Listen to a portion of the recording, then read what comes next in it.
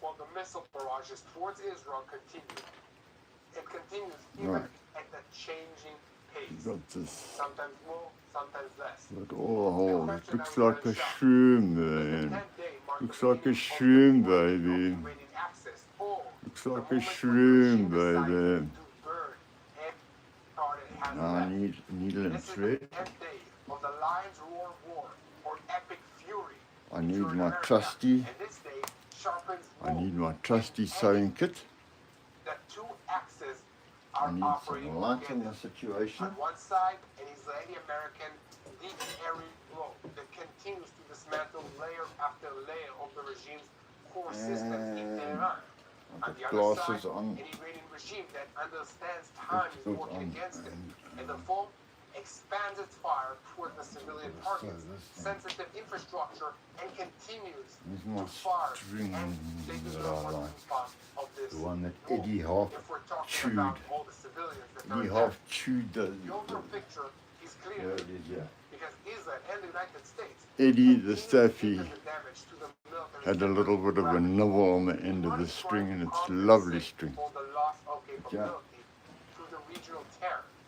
Damage to the I economy see and this, also a dangerous gamble on Jethro energy one and day, water. if you The morning opened you up with happen another to see wave of it, strikes in central Iran. and you'll know your Israeli Air granddad Force attacked used to do long-range stuff. ballistic missiles and launch sites alongside centers You of the just let regime's Eddie, authority yeah, we and let him do internal it because security. he's a nice dog. Among the targets that were struck And were I the haven't come headquarters across of that the yet regime's now. It's taken me 2 provincial years of force, this the trying. Internal Security Forces headquarters And, in Isfahan, another base used by the Revolutionary Guards in the Besieged, and also the And police nothing. headquarters I haven't of the had Revolutionary one Guards. bit of problem with This is not just damage to it another yet. building.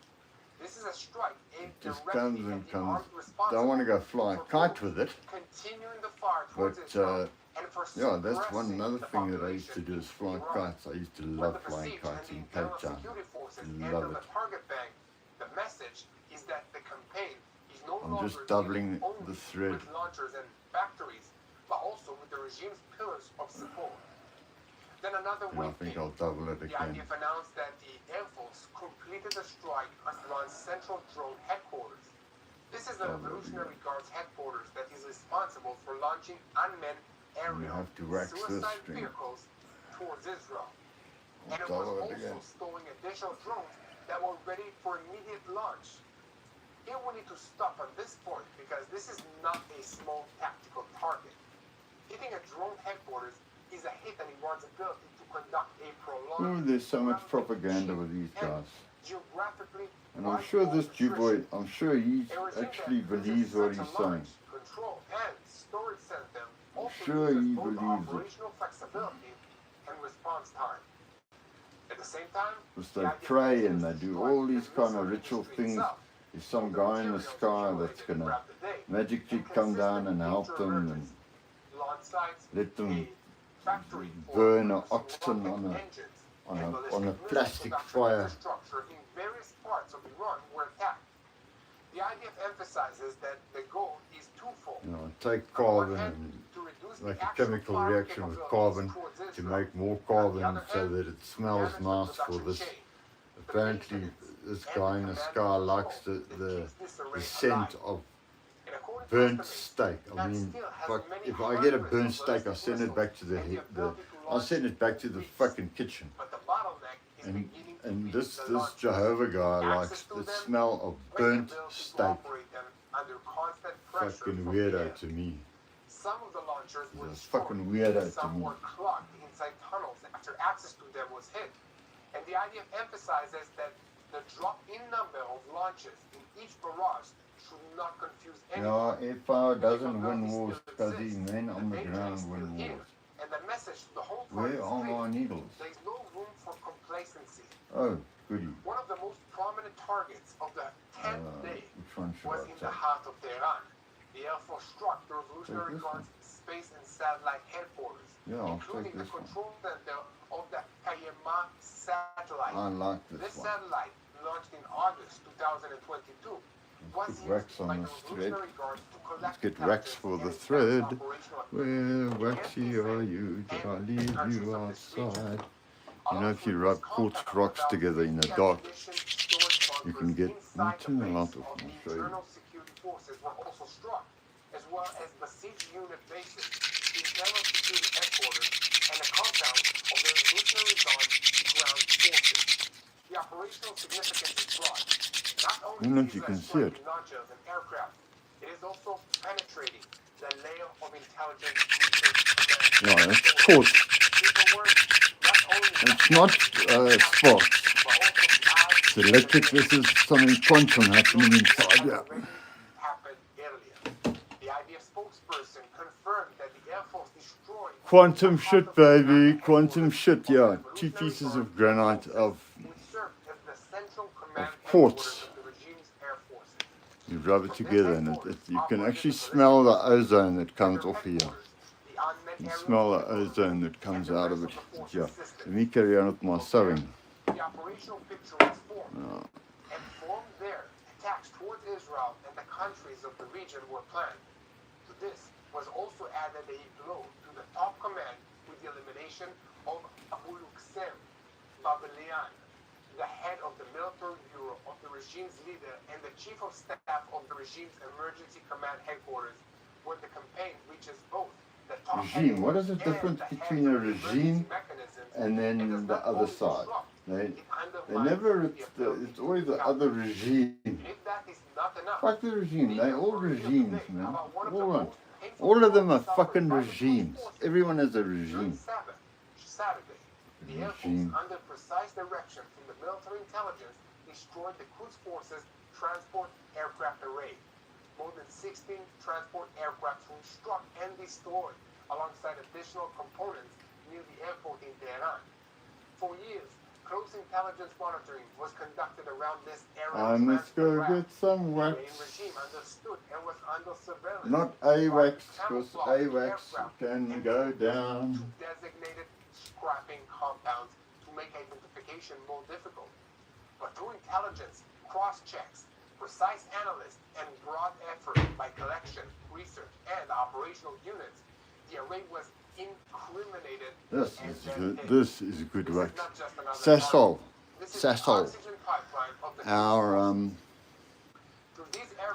Our weapons, cash, support for the proxies,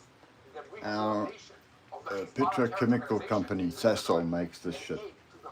You shine your shoes with it. You can, if you've got a chap bum, you can put it in there. If you've got faulty wheel bearings, you can put it in there. Totally inert. The American corporation has reached a very unusual level of synchronization. Well, They are talking about some I don't think anything is ever totally inert. Broad Israeli reliance on American refueling aircraft Please and don't an get alien tangled. umbrella that allows Israeli fighter jets to operate deep in Iranian skies with almost no interference. Deep. Electronic warfare systems, We deep, baby, we deep. bombs, simulate We're going deep. strikes, altogether in We're going several deep, arenas, baby. We're and going deep. coordinated command Put a bit of that on between there. Air Force and the United On States there, and Central then put Command. the rest on This the is a rest of battle it. picture that very few countries in the world know how to create. But even on this side, there is an asterisk. Air superiority can dismantle infrastructure, disrupt command, destroy factories, and hunt launchers. It is not necessarily enough to defeat an entire country or topple a regime without complementary moves. There is a short point here that is important to stop on. As rockets are being fired and sirens echo all across Israel, once again, the first people on the ground are the volunteers of Magen David Adom. Magen David Adom. Daar is de kant. Magen David Adom. Run to shelters, as chaos unfolds, Magen David Adom. medics are already Ja, there. ja. Before the police, before the army, before anyone else. And they're gonna need help, cause that's what this guy's trying to say. They're gonna need help. Magen David Adom. Hulle is baie dom. They don't wait for it to be safe. They move towards danger because that's Ja, who they want are. hulle baie But dom is. responding to a war as it happens takes more than Magen just David courage. Adom. It takes ambulances racing through the rocket fire. It takes armored emergency vehicles, That's all I'm gonna protective get gear, for that. advanced trauma equipment, fully trained team ready to deploy at a moment's notice, day and night. And that's where we come in. Yes, you and I. Your support right now ensures that they can keep responding to every siren, every impact, every emergency. So go to SaveLifeIsrael.com. Help Magen David Adom stay strong, stay fast, stay ready. Again, that's SaveLifeIsrael.com. This war unfolds when seconds matter and lives hang in the balance. They are already underway. And now we return to the picture on the ground as Israel and the United States tighten the ring around Tehran. Iran is trying to change the rules of the game. This day sharpened the fact imagine that your the war friend's is going to no help longer you guys, about and missiles Allah with and all the nuclear oil. power. There's about energy That oak that's got and oil, wonder. let me tell In you, the Gulf his tonight, name is Allah. they He estimate that works. Tehran is gambling everything. He's a lot more efficient than your Your guy only has real estate and cabbages and kibbutz. And it is touching the true lifeline of the Gulf states.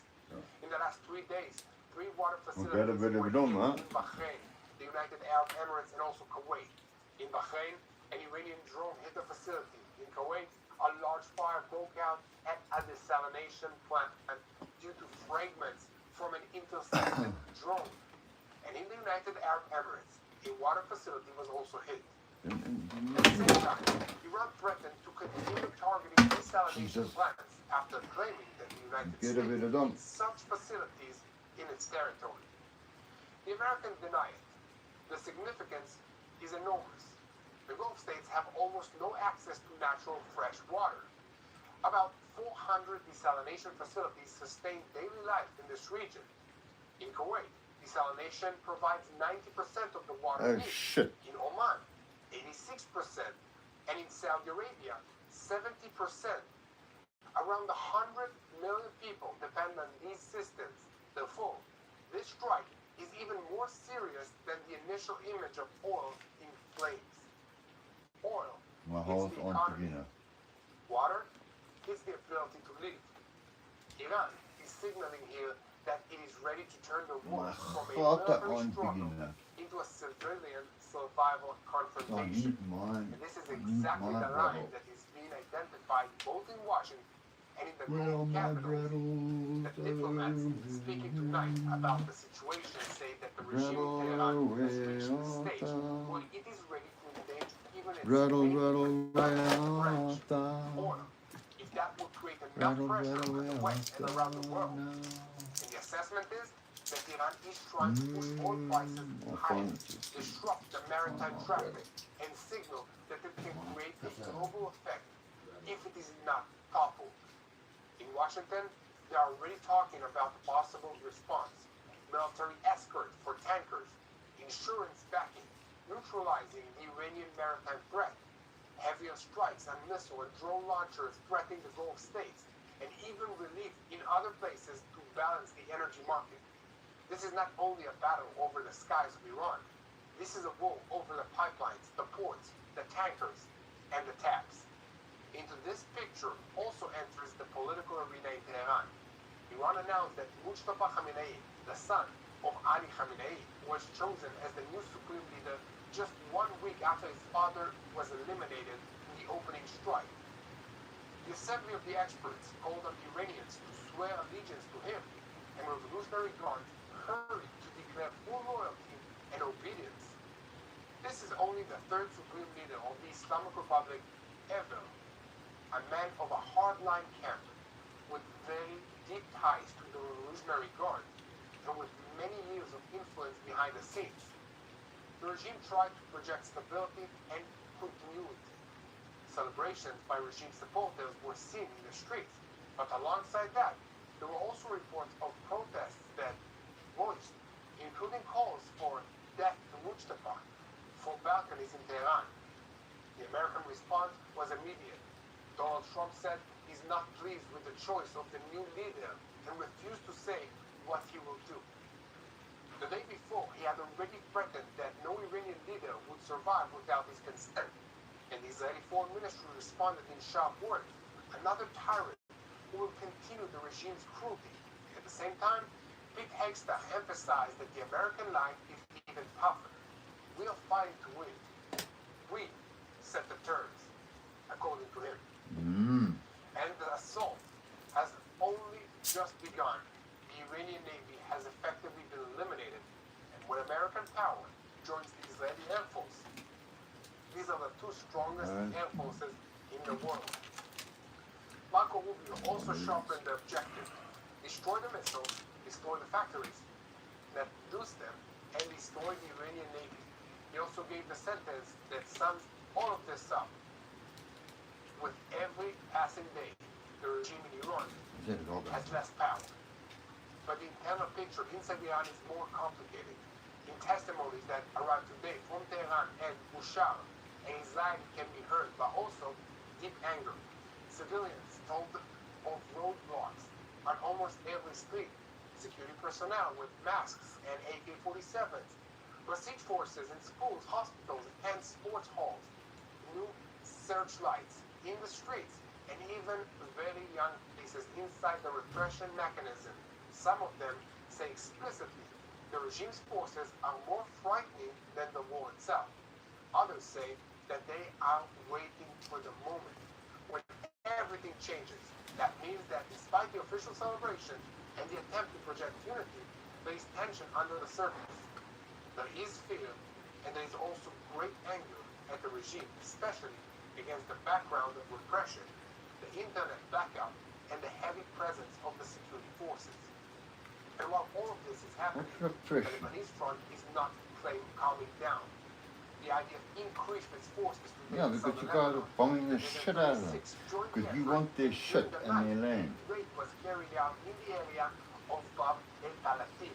You think you've got a magic book? Massive fire was activated from the air, from the sea, and from the You've got a land. magic book, The yeah? idea says that the operation was intended to eliminate terrorists and restore Hezbollah infrastructure. Hezbollah. The forces in the Should area I call it? were doubled to 11 battalions. Yeah, that's so wrong. At the same time, Just leave Hezbollah expanded its Israel fire. with their little bit of Launches fucking from desert. Lebanon today also reached the central area, and for the first time since the beginning of the operation, Let them missiles build from their little Lebanon reached the temple Beit with Shemesh the area, brown not cow. far from here, about 20 minutes. Oh. And in the afternoon, there were launches Wipe them towards off the central face of the Israel fucking in the map. Shpela. And within an hour, Send them back the into the struck four three winds launches of the... from which the rockets were fired. Send them into the In the four country, winds. Several impacts Like they were. as well as likely They're quite happy in Russia and they were and treated Germany by the before Brigada Vida Dawn volunteers, it first became a bit responders, tight for the and eyes. the rescue forces for 50 casualties who were hurt, alongside Jeez, I don't victims of need this anxiety and others.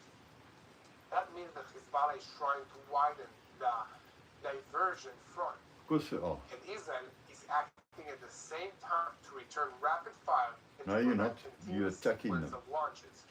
You The are world, attacking meantime, these poor is still motherfuckers. processing. They're beginning to understand that this war is unlike anything that has been heard or seen in recent decades. Yep. Saudi Arabia, United Arab Emirates, Kuwait, Bahrain, Qatar, Oman, Jordan, and Iraq are already feeling the direct shockwaves or the threat. The Prime Minister of Qatar said explicitly today that he feels a sense of betrayal from Iran. He described the attack on the Gulf states as a miscalculation that destroyed everything and called on Tehran to stop immediately. From his perspective and from the perspective of the other Gulf states, such an escalation is not only a regional disaster, but a global disaster. This is an important moment because it marks a more open distancing by a country that for a long time tried to maintain relations with Tehran. At the end of the 10th day, the balance of power looks like this. Israel and the United States control the skies of the campaign, expand the target banks, and strike launchers, headquarters, drone arrays, logistics, But the scars intelligence, are big and wank. the What are you going to do now? Iran still holds a stockpile of missiles, is You still better capable of believe it, my launching, cousin. and still maintains a They're functioning still shooting regime old shit by at you. under Wait until they pressure. start shooting Less the new freedom of shit. action, less infrastructure, and less breathing room. Or that nuke they got from Northern Korea that they swapped for a... They swapped it for a tanker of oil. They said, hey, we'll give you a whole tanker full of oil. You just give us one of them fucking 238 magic bombs of yours. places a wall over the entire Sure, my Middle East, cousin. over its energy routes, over its water Oil. sources. What kind of oil is it? Question No, it's on best. who to It's oil, expect. and we'll throw in some And gas they as well. shows How's that that? the skies We'll throw a still couple belong of to the cubic coalition. kilometers But the of real gas battle for now you. is over time, over How's that? patience, No, and that over the sounds fun ability to me. of the regime in Tehran to continue absorbing another day like this and another one after it. So if Even Iran is Pakistan, already the Indians are the first us to do deals. They would have struck up a deal a long time ago. Hey, my friend, you know what? and I know it. expanding the far to What Lebanon I do and for you, I give you, you know, next part yeah, would be in on India, the we're very executive. advanced here in Let me India. know what We you got think in the plenty, we comments. got I'm lots of curious. things here. And now we will move I get to you our one, you special give me, interview with our good I'll friend, show you, exactly. Lindsay Keith. So I'll just a get you second, the guys. We right have thing. with us Lindsay Keith, an No independent testing, just journalist drop the shit specializing and it on goes the nice. White House. Lindsay, how are you doing? Thank you for joining us. Yeah, it's great to be with you in such a crazy time. It goes nice. Yeah, definitely. I remember Got always gun going inside, on your gun, shows my gun, during gun, the first and second old wars school against and all. Iran.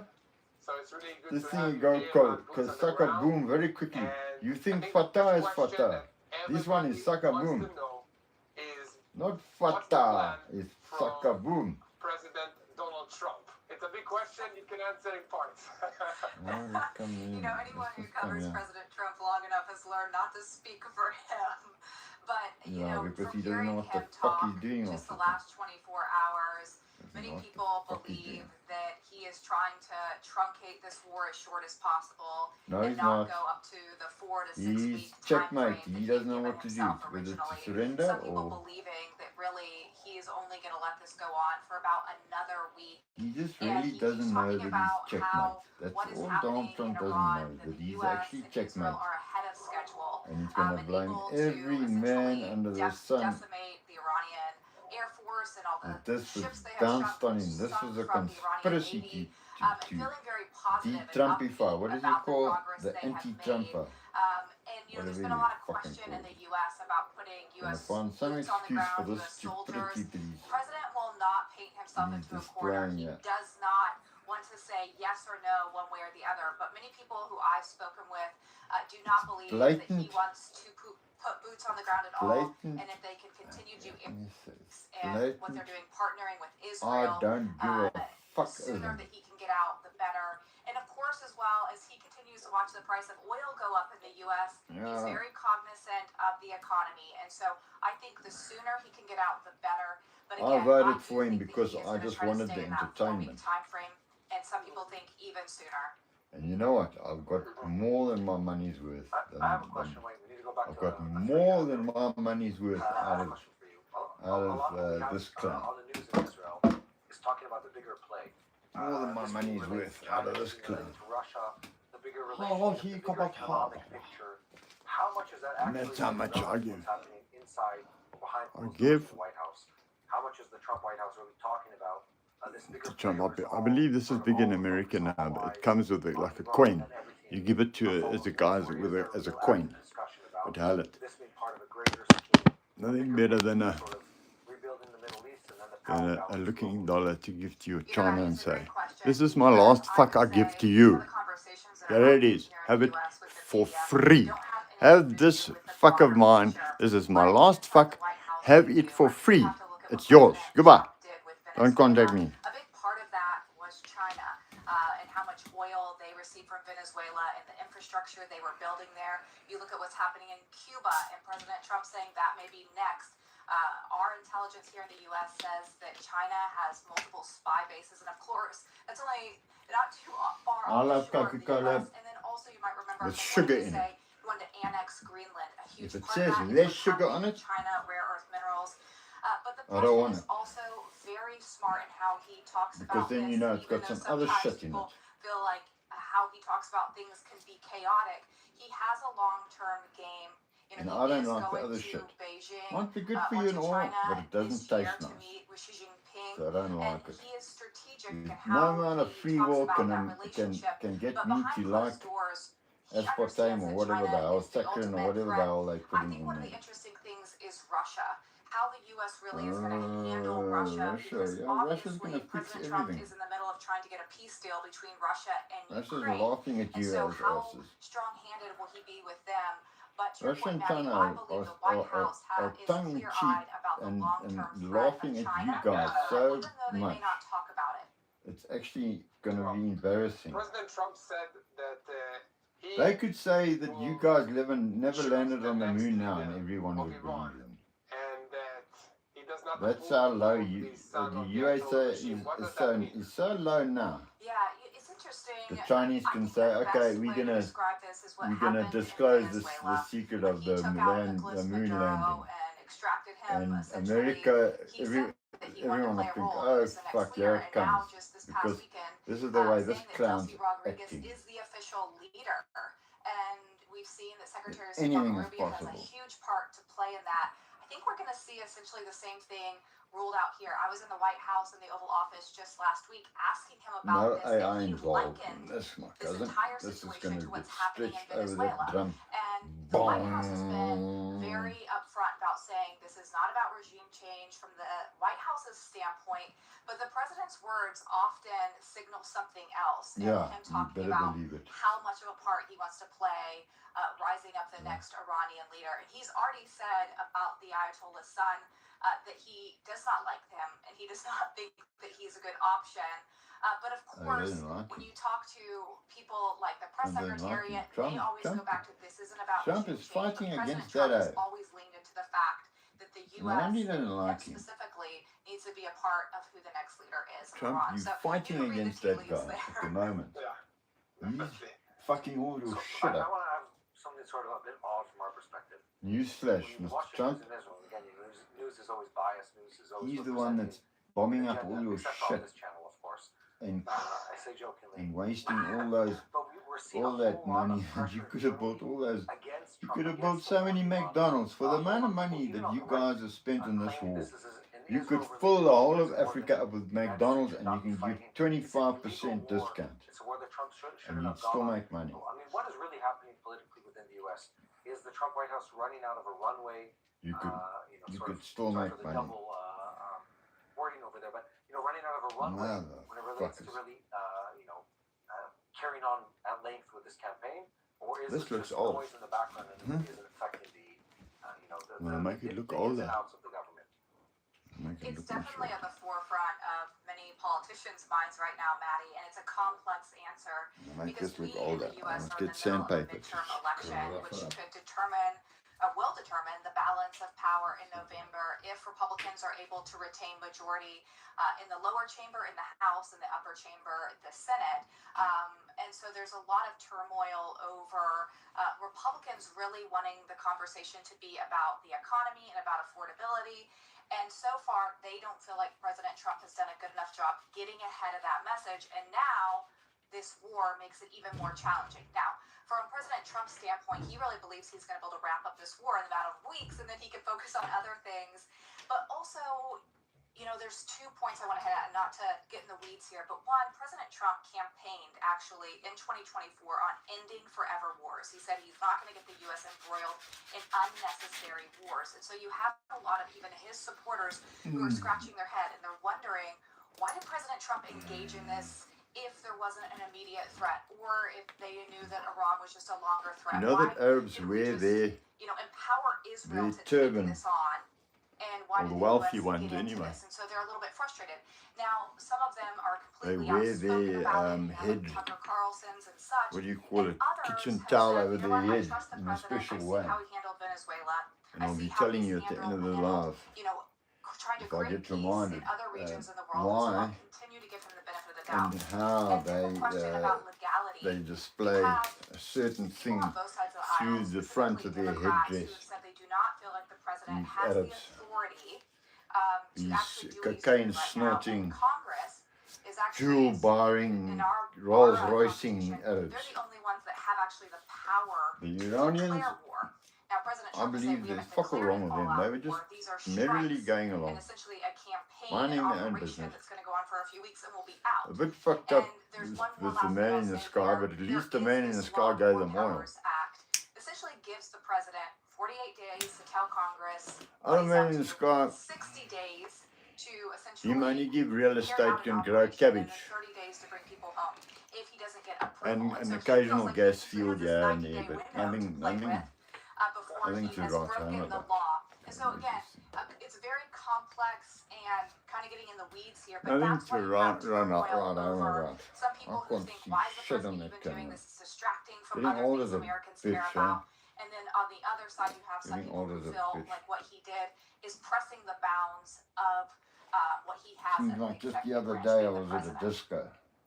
Well, and I think last question, and Stretching this is my of course stuff. boots on the ground, so I'm very curious about this On the one. dance floor. Do you think that the United States will use the Blakey's P1 on my bombers that shoes. everybody's been talking about and expecting? If and anyone knows what what's Blakey's the are, result, the expected result of this strike? I'll Venmo them Yeah, you know, if the you next listen lotto to Secretary winning Hegseth, sequence. the Secretary of War, even President Trump talk about this, and even Secretary Straight Rubio, away. they really talk about there's going to be If anyone knows what coming Blakey's because are, their four goals are to wipe out Iran's nuclear capabilities, wipe out their ballistic missile capabilities, wipe out their navy, and I then give to you wipe out their the ability to latest fund these proxy groups. And lotto so really, winning number until those four things are completely from accomplished in their mind, I think they will 2026. use whatever military might they feel necessary to April. accomplish those goals And it's not the without putting April boots on the Fool, ground. And even because just this weekend, April President Fool Trump was pressed was about that boots on on the the ground number one. question because we just had another military member die. So 7 U.S. soldiers now have died in this operation. And again, he said, I don't want to really talk about it. I'm going to try to do this essentially from the air. And I wouldn't put boots on the ground unless it was safe on the ground. And we'd already obliterated any capability that Iran had. Capability, So eh? we'll continue to see. But that people I are love the concerned way about these that guys many ways. work this And I have word a follow-up question. capability. Sorry, Matti, I'm stealing your turn, I but think, I'm curious no, I about think this because we Hormuz, have reports of around Hormuz still 440 dominates kilograms the most said words on the uranium that planet. was enriched to around 60%. I think Hormuz will never be forgotten. It'll be like COVID-19. Hormuz will always be We heard reports of the word. covert operations and maybe commando raids that will need to go into Isfahan, into the nuclear sites, and retrieve this materials. Yeah, right. Go what with the caterpillar and go dig it out. Or terrorist cells. And then they're going to say, oh, we got 450 kilograms of 60% sand. The other they've taken out of. Do you think they keep it there in that? Do you really think? Yeah, it's a great question, Yair. And President Trump was the actually enriched, asked about this, I believe, yesterday. And uranium. they said, how can you ensure that uranium At Isfahan or is, wherever the Oaks did found Midnight and disposed Hammer. of Do you properly think if they you don't have actually boots on the keep it ground? there? He wouldn't give an Only answer the to it. hexafluoride And so he said, that's we're figuring that rotating in out. the I drums think is from my the only standpoint, thing I they keep wonder if there. that's where Once it the gets administration is separated and looking enriched, to use the they Israelis and the they IDF tap it off for and that type of operation, they store it. or if they will use our special forces or CIA to do something very like that. valuable President shit. Trump already saying he doesn't want the Kurds to get involved, which So we've they've seen got it back and somewhere forth. on, and you There can't has pick been up reports that the Kurds are involved and the CIA was working with them. With the White House has said those aren't to true. my knowledge, you So can't I just think pick those that. are some of the things they're continuing It doesn't to radiate. You can they carry it have through an airport, and some operational airports goal they won't don't even want us to pick be it up. read into yet. But again, the big question It's is not how can you bizarre. find that if It's you don't have not. boots on the ground? It's And not we don't have a that clear answer active from yet. that from the administration. Buzzing, but Got it's it. not Matti, buzzing last that much. question. It doesn't go more. It doesn't want to go more. When the atom goes it, like when two things break like a bubble, that's when the shit happens. I think that's my closing thought on that. And it's fizzle. Where's my? Well, thank you so much for joining us. Where's my sandpaper? Lindsay, Yeah, you're Mati. Great to be with you. Thank you so much. I will see you again next time, for I sure. look forward to Marty it. Shishani. Thank you so much, Lindsay. And to you back at home, keep spreading the truth. Follow us, and most importantly, don't forget to press that subscribe button. What so about that you pray? stay tuned what's happening in Pray. Israel, in this region, boots on the ground style, and know how to pray for the situation. That's right. You want to Won't see I'll the pray behind for scenes of the this war. the like button. Look for your I'm gonna pray so that your like button gets pushed. How's that? And Now let's pray Ah, together because Come on, let's. this I want to is a hear it. spiritual war. Very important to remember I want to hear that it. all the enemies are attacking Israel because they want to break God's promises. Oh, to all here of it us. comes. Here it If comes. God is faithful to the Jewish people of Israel after thousands of years, Turn this up. that means he's going to be faithful to his promises to you, wherever you are. The enemy cannot take that. So, how do you fight a spiritual war? Any questions? Any ideas? You pray. So let's unite in prayer, because God is listening. Let's pray for wisdom to our leaders. Let's pray for the Iranian people to be released from this regime. Let's pray for all of our servicemen and women in the Navy, the Air Force. What about the other and side, the guys? military, What special about them? forces, God also loves them. intelligence, all the units, if I forgot some. Come on. Let's pray for Come them on, and yes. their family members. And the other ones. Please also pray what for about our the team Iranians? here at TV in Israel that are working day and night to bring you the most Yeah, because updated YouTube just wants to make money. That's why you're working and day and night. information You're making with money from the this best war. graphic and quality possible. And thank you so much. Please keep praying for the peace of Jerusalem, and I'll see you again next time. What do you mean a for another peace in episode of Jerusalem? Boots There on is the no Ground. peace See you in tomorrow. Jerusalem, cousin. Jesus Christ, don't you guys know?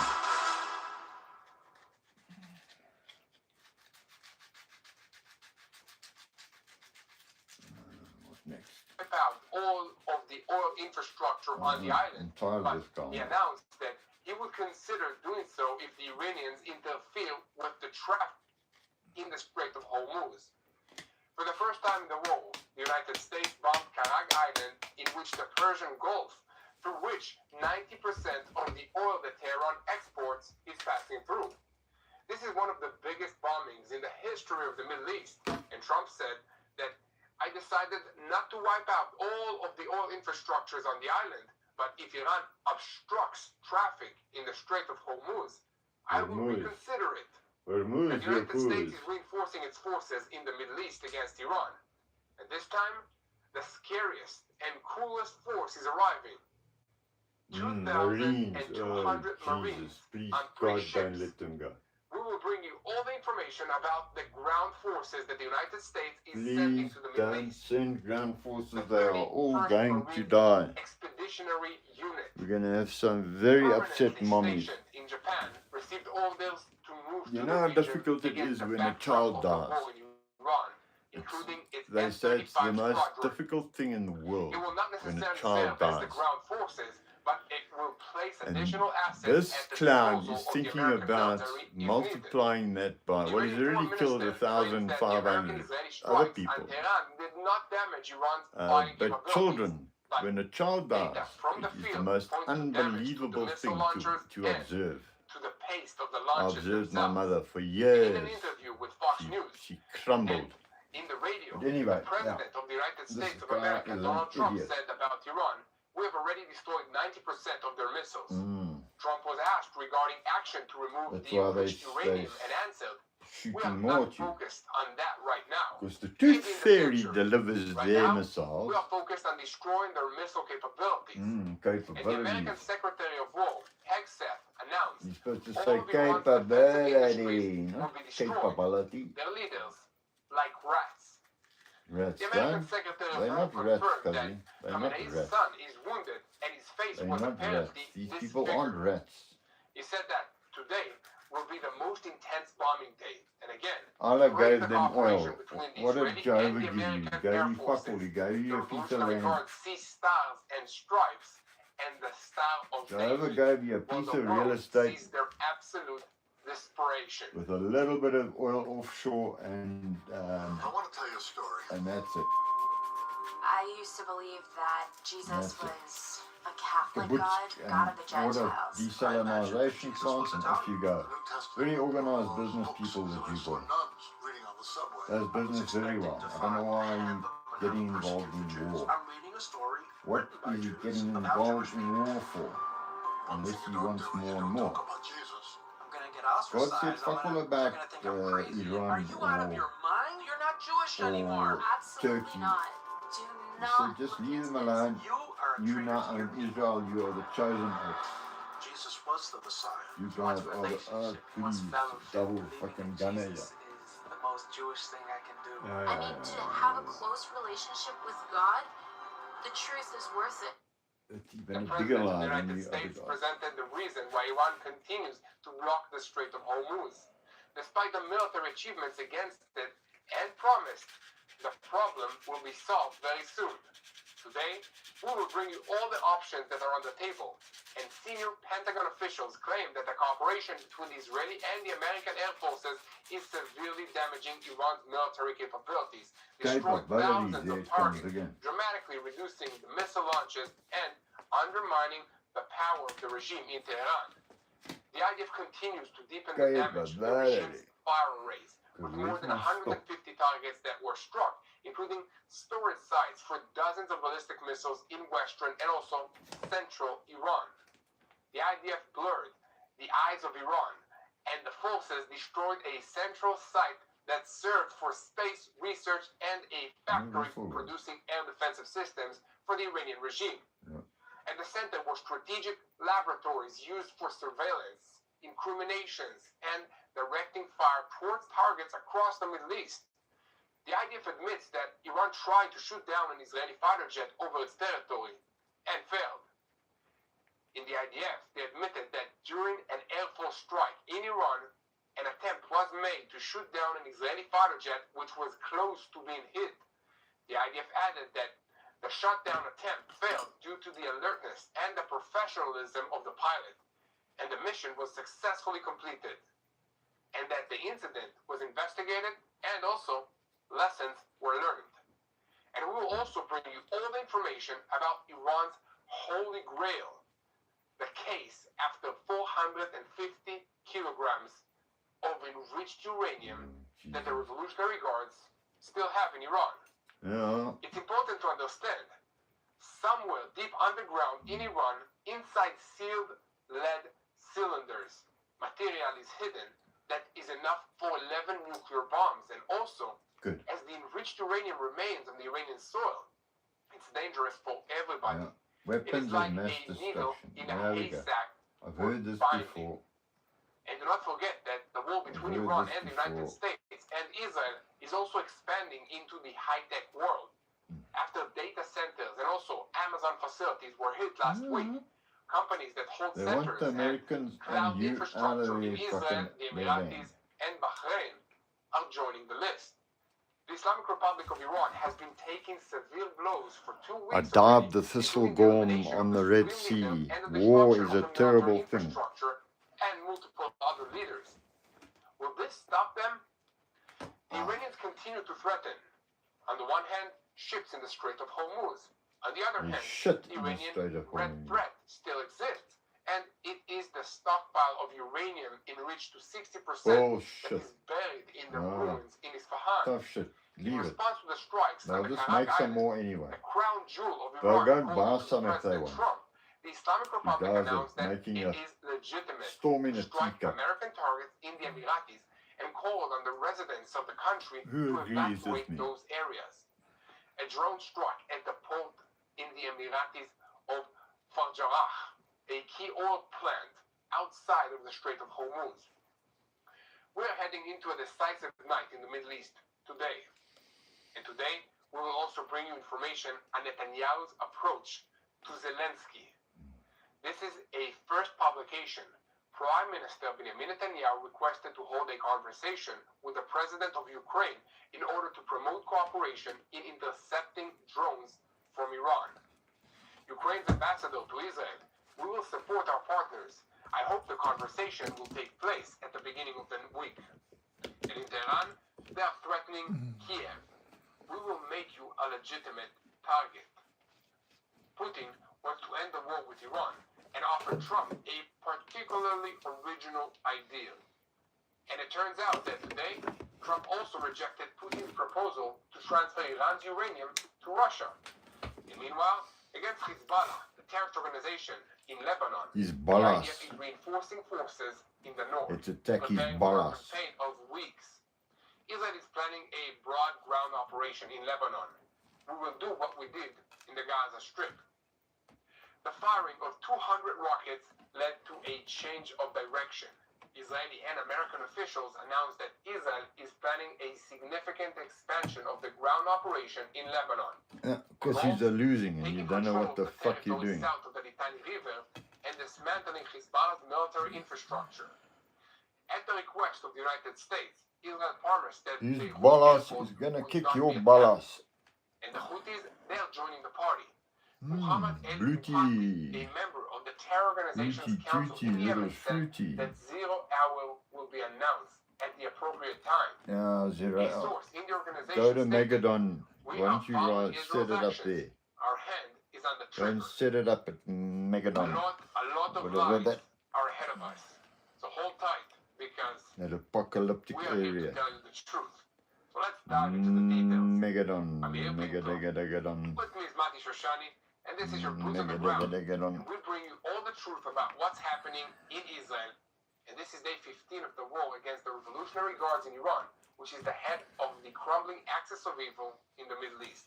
And 1 second before we begin, it is very important You that guys you are help us. How? Axis of You evil. can share this content with as many Evil people as the as Jews possible. that You can hit the subscribe button, subscribe fuck you to over TVN around in the Israel Second World on War. YouTube. And you don't You can realize also it. leave a comment, leave a like. Let us know where are you watching from. So, if you want You are this just as information, evil. and if you want to know what's happening in Israel, Nothing less, behind the nothing scenes, more. through our eyes, look for Yair Pinto Right. for Mati Shoshani on our social media platforms. Now I'm going to And now, sew the other we will line go in. over to our senior Middle East correspondent, Looking Mati good. Shoshani. Mati, how are you doing? Mati Shoshani. I'm doing well, Yair. It's been a wonderful weekend. That's good for Too me many also. ballistic missiles, but aside from that, we're doing well. How are you? Yeah, can't complain. It's a bit less than last weekend, so every day I think it's getting better and better. We just had a little rain out here, but it stopped right before this live broadcast, so that's good. And Mati, until now, we reported. Scott Rutter, I love him. I love this guy. So passionate about how these guys are fucking it all up. Scott Rutter.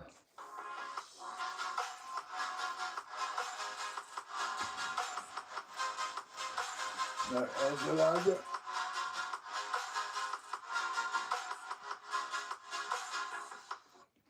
Forget everything you think you know about what just happened. Because what Iran did in the last few hours is not just a military strike. It is a seismic geopolitical event that has shattered every assumption, every red line, every carefully sound like a constructed robot, illusion of Scott. deterrence that has governed this region for You decades. sound like a robot. The Fada 2, what Iranian state media is now calling the Sigil 2, has struck Jerusalem. Let me say that again so it registers completely. Good. A ballistic missile launched from Iranian soil has impacted Jerusalem. And if you think you understand what that means based on what you've seen in your news feed, I'm telling you right now, you don't. Not even close. Because I've spent decades in military intelligence. I've been in the rooms where these weapon systems were analyzed, where threat assessments were written, where policymakers sat pale-faced, staring at maps and hoping moments like this would never arrive. Well, they've arrived. And I'm going to tell you exactly what this means. Not the sanitized version, not the version designed to keep you calm and compliant. The real version. The version that the people in power already know and are desperately hoping you don't figure out for yourself. Let me be clear about something before we go any further. I am not here to generate panic. I am not here to give you hot takes dressed up as analysis. Well, you've What done I'm that going to give already. you is the truth, built on a foundation of direct experience with military intelligence, weapons inspection, and geopolitical analysis stretching back over 30 years.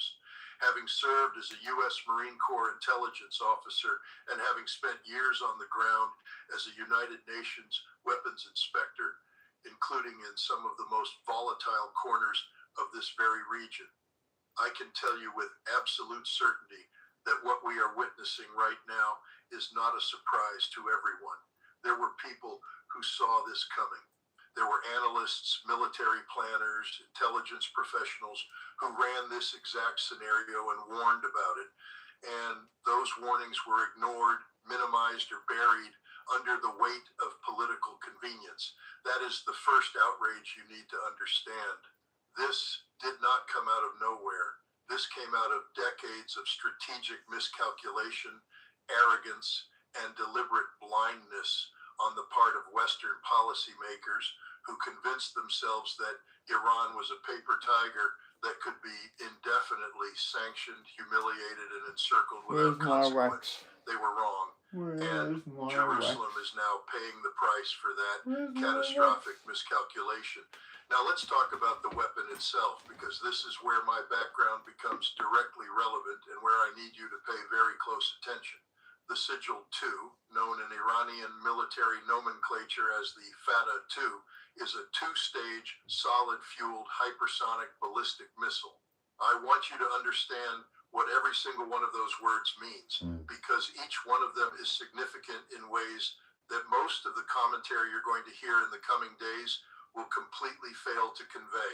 Two-stage means this missile has a booster phase and a secondary propulsion phase, which dramatically extends its range and makes its terminal trajectory far more complex and difficult to intercept. Solid-fueled means there is no lengthy fueling process required before launch.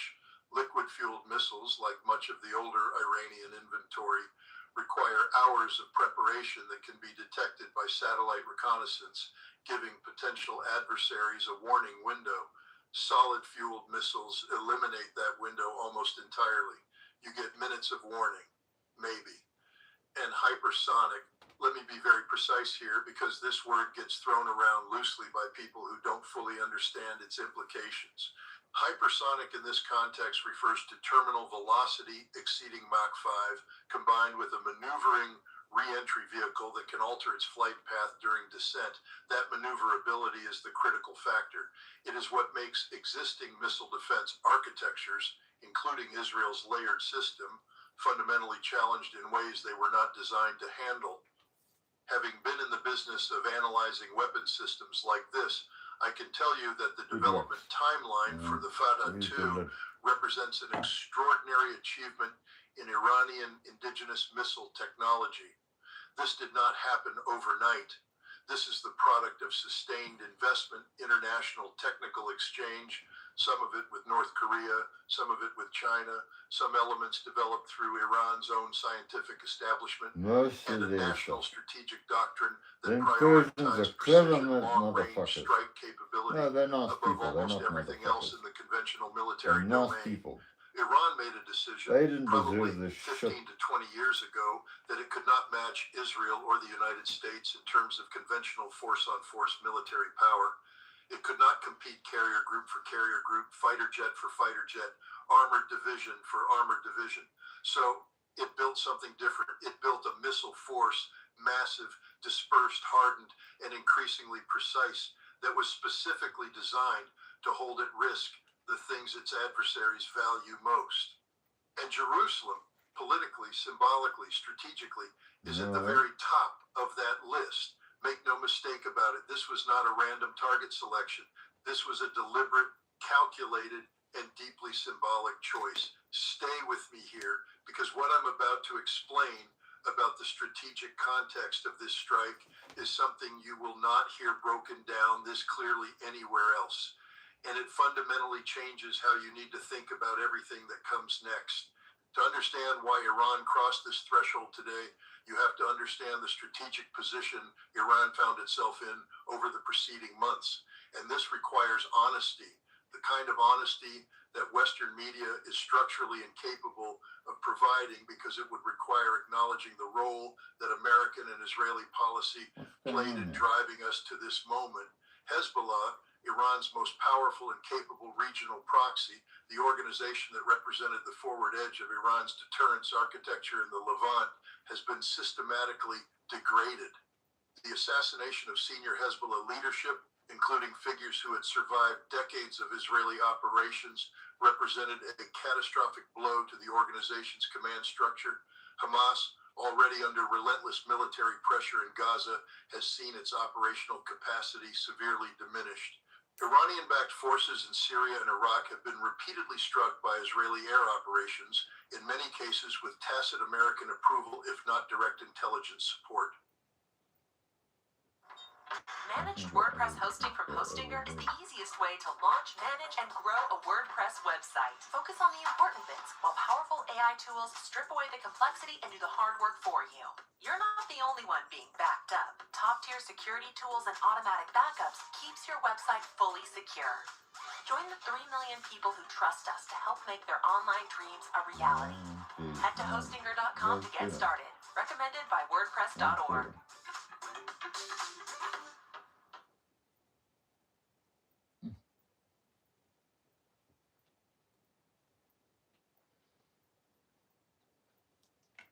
Hey, I'm Sophie, and I'm one of the AI voices from Revoicer. My voice sounds so natural because I understand exactly the meaning of each phrase. That's what you So I know how to add inflections in my voice, just like a real human would do.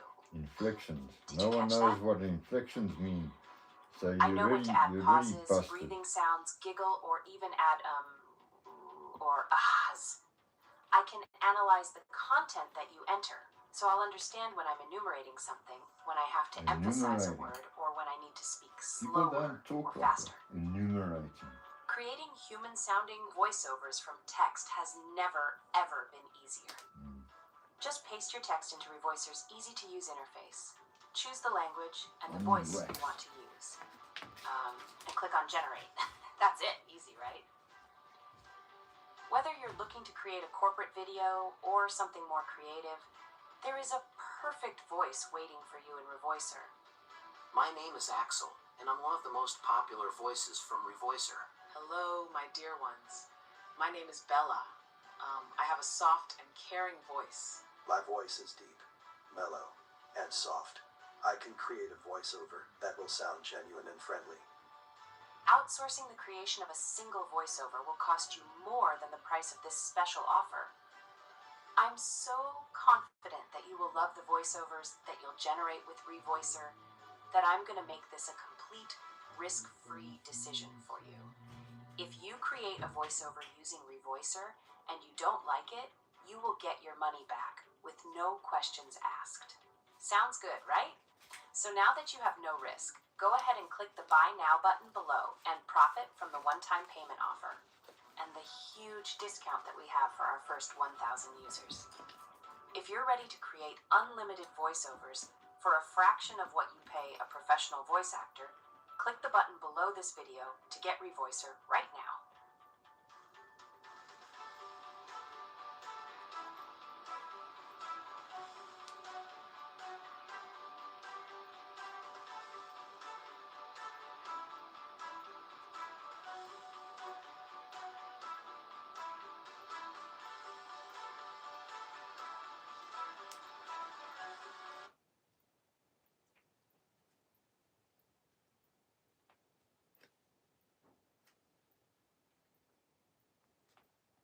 From Tehran's strategic perspective, the picture looked like this. The outer layers of Iran's deterrence architecture, the forward deployed proxies, the non-state armed groups, the carefully constructed network of allies and partners that Iran had spent decades building precisely to avoid having to use its own military forces directly, were being systematically dismantled, one by one, methodically. And Iran's leadership looked at that picture and reached a conclusion that any serious strategic analyst should have anticipated. If the proxies are gone, if the forward deterrence is gone, then eventually the threat reaches Iranian territory itself. And at that point, Iran faces a choice. Act now with the strategic assets it still possesses, or wait until those assets themselves are degraded or destroyed. The Sigil 2 launch was Iran's answer to that question, and it was not an impulsive answer. Nothing about Iranian strategic decision-making is impulsive, whatever the Western media narrative would have you believe. Iranian military and intelligence institutions are sophisticated, experienced, and deeply deliberate. They study history, they study their adversaries, they run scenarios, they wargame outcomes. The decision to launch a direct ballistic missile strike on Jerusalem from Iranian territory would have gone through layers of review, analysis, and authorization at the highest levels of the Iranian state. This was a strategic decision made by people who understood exactly what they were doing and exactly what they were prepared to accept as a consequence. That is what makes it so significant, and that is what makes the next phase of this crisis so extraordinarily dangerous. But if you thought understanding the weapon and understanding Iran's strategic calculus was alarming, then it should be, then what I'm going to tell you about Israel's position is going to hit you even harder. Because Israel is not simply a nation that has just been attacked. Israel is a nation with a very specific, very documented, and very unambiguous strategic doctrine that governs how it responds to existential level threats. Where is And my a direct beeswax? ballistic missile strike on Jerusalem from a state actor almost certainly meets the threshold that triggers that doctrine in its most severe form.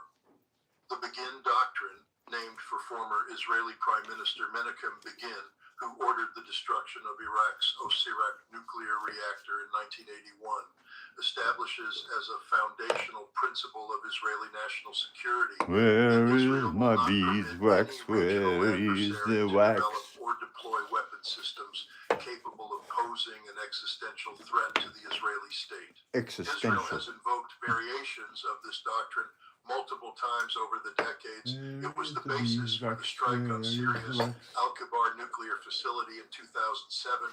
It has governed Israeli policy toward Iran's nuclear program for years, and it is the framework within which Israeli military planners are almost certainly analyzing their response options right now.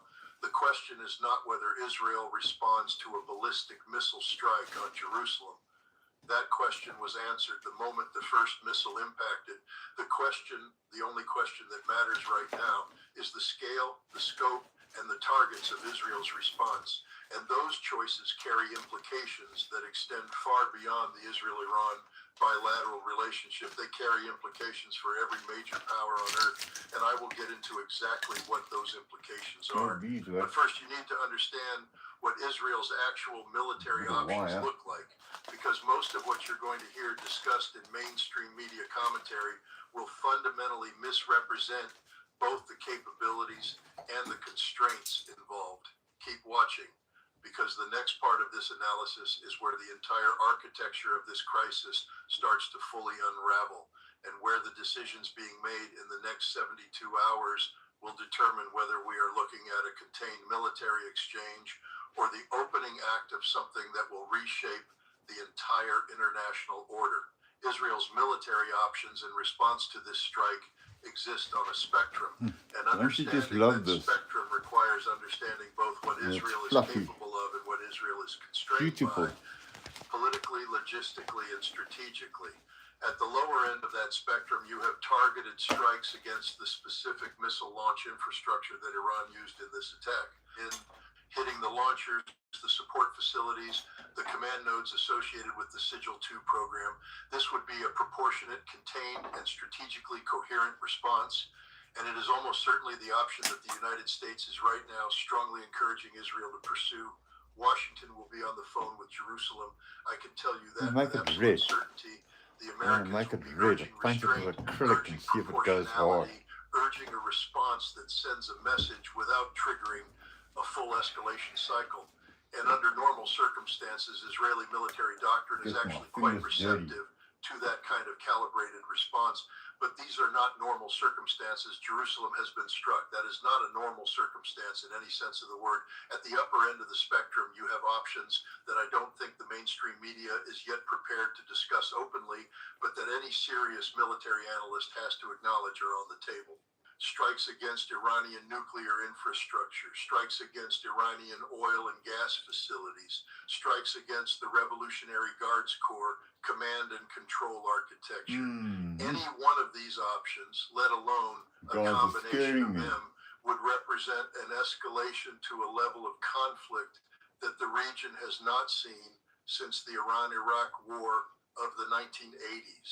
And the Iran-Iraq War, for those who need a historical reference point, No, killed thank you. somewhere It was between ugly. 500,000 and 1 It was million ugly. people over 8 years. I am not predicting that outcome. I'm telling you that it is within the range of possibilities that serious planners are currently gaming out, and you deserve to know that. Having spent time in military intelligence, I understand how these escalation dynamics work in practice as opposed to how they're described in theory. The reality is that once direct state-on-state military exchanges begin between two adversaries with the kind of deep unresolved grievances that exist between Israel and Iran, the mechanisms that are supposed to keep conflict limited and controlled come under enormous pressure. Both sides have domestic political constituencies that demand strength. Both sides have military establishments with contingency plans that go far beyond what the initial political authorization contemplated. Both sides have allies and partners whose own interests get pulled into the vortex of the conflict. And both sides are operating in a fog of war environment where intelligence is incomplete, communications are degraded, and decision-making timelines are compressed in ways that make errors, catastrophic errors, far more likely than any war game or theoretical model would suggest. You think you've heard the worst of it? You haven't, not even close. Because layered underneath the Israel-Iran military dynamic is a set of great power dimensions to this crisis that have the potential to transform a regional war into something categorically more dangerous. And that is exactly where we are going next. Let me tell you something about great power competition that most of the analysts you're going to see paraded across your television screens in the coming days fundamentally do not understand, because they've never been in the rooms where it actually happens. Great power rivalry is not an abstract concept. It is not a talking point. It is a living, breathing, constantly evolving contest of interests, capabilities, and calculations that operates simultaneously on multiple levels: military, economic, diplomatic, and intelligence, all at once, all the time. And what has just happened in Jerusalem has just injected a massive destabilizing variable into that contest at a moment when the international system was already under more simultaneous stress than at any point since the end of the Second World War. I need you to understand the full architecture of what we are now dealing with. Because the Israel-Iran dimension of this crisis, as catastrophic as it is on its own terms, is in some ways the least complicated part of what is now unfolding. The great power dimension, the way this strike reverberates through the relationship between Washington, Moscow, and Beijing, is where the truly civilizational stakes of this moment come into focus. Let's start with the United States, because Washington's response to this crisis is going to be the single most consequential variable in determining whether this stays a regional conflict or becomes something far larger. And here's where I have to be blunt in a way that is going to make some people uncomfortable. The United States has spent the better part of the last 3 decades systematically dismantling the diplomatic architecture that might have prevented this moment. Having served in the U.S. military and having watched American foreign policy up close, I can tell you that the decision to withdraw from the Joint Comprehensive Plan of Action, the Iran nuclear deal, in 2018 was not just a diplomatic mistake. It was a strategic catastrophe of the first order. The JCPOA was not perfect. No arms control agreement ever is, but it was functional. It was verifiable. It provided a framework within which Iran's nuclear activities could be monitored, constrained, and managed. And the United States walked away from it, unilaterally, contemptuously, and without any serious plan for what would replace it. What replaced it was maximum pressure, sanctions, isolation, rhetorical escalation. And the predictable, inevitable result of treating a major regional power as though it has no legitimate security interests and no capacity to respond to sustained pressure is precisely what we are now watching just like any machine in real wouldn't. time over Jerusalem. The reality is that American carrier groups have already repositioned in the region. That is not my a small thing. airbrush is Moving a carrier strike group is not a routine my airbrush administrative is decision. fucked. It is a deliberate signal to Israel, Sorry, to my Iran, airbrush to is Russia, sexually to China, ruined. to every government on The earth airbrush that is watching is this situation, sexually that the United ruined. States is prepared to project military force in connection with what has just happened. The USS Gerald R. Ford Carrier Strike Group, or whichever assets have been repositioned, represents an extraordinary concentration of conventional military power, aircraft capable of striking targets across Iran, cruise missiles, submarine assets operating beneath the surface that no one is talking about publicly, Aegis-equipped surface combatants with ballistic missile defense capabilities. This is not a presence designed purely for deterrent signaling.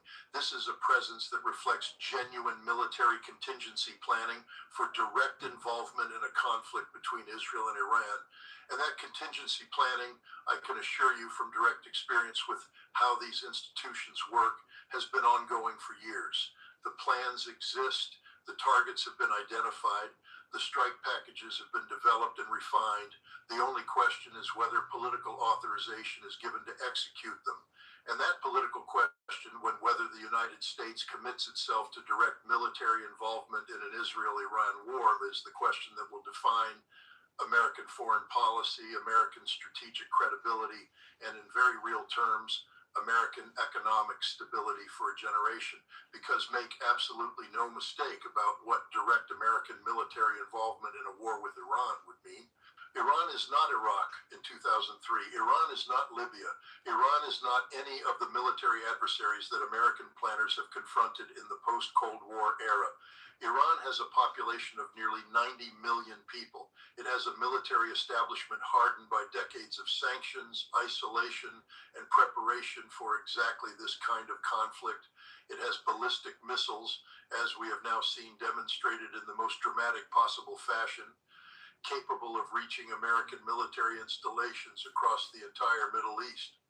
It has naval assets and anti-ship missile capabilities specifically designed to threaten and potentially close the Strait of Hormuz. And it has the demonstrated willingness to absorb punishment and continue fighting that its experience in the Iran-Iraq war burned into its institutional military culture at the deepest possible level. Anyone who tells you that a war with Iran would be quick, clean, or consequence-free has learned absolutely nothing from the last 20 years of American military experience in this region. Stay with me, because what I'm about to lay out about Russia's calculations in this crisis is something that almost no one in the Western analytical community is discussing with the level of honesty and precision that it deserves. And it matters enormously for understanding where this goes. Russia's position in this crisis is genuinely complex in ways that superficial analysis consistently fails to capture. Why'd you build an app? Because burnout affects everyone. Now I run a wait list for people trying to manifest their expiration date. You were a creator, right? Yeah, until I built an app that tracks dopamine crashes. Famous saved my soul. What's your app for? It syncs breathwork with planetary debt cycles. Launched at 11/11, already banned in 4 astral planes. Wait, your app's real? Built it in 40 seconds. Tracks drones disguised as birds. Famous knew before I did.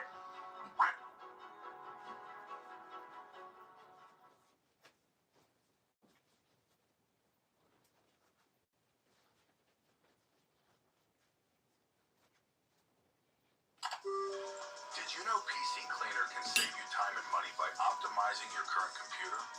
Don't waste money on a new PC when PC Cleaner can boost your system speed, remove junk, and improve performance instantly. Download PC Cleaner today. Clean, optimize, accelerate.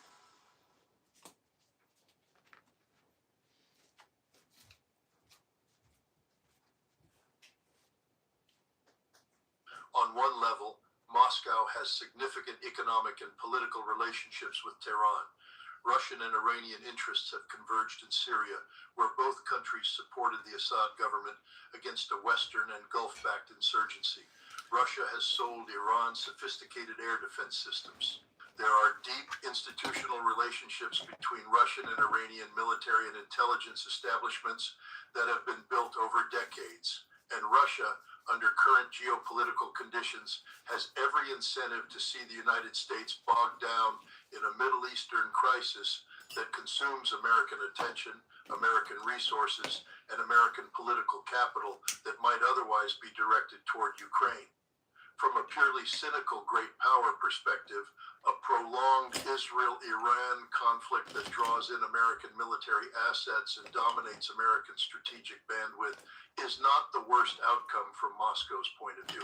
I am not saying that Russia wants regional war. I am saying that Russia's calculations about this crisis are far more complicated than the simple narrative of Moscow as a stabilizing force that some Western commentators will attempt to construct. What the mainstream media won't tell you is that Russia's involvement in this crisis extends beyond the diplomatic. Russian electronic warfare capabilities, Russian satellite intelligence assets, Russian signals intelligence infrastructure, all of these have potential relevance to how this conflict unfolds. Iran's military doctrine has been shaped in part by its observation of Russian military operations.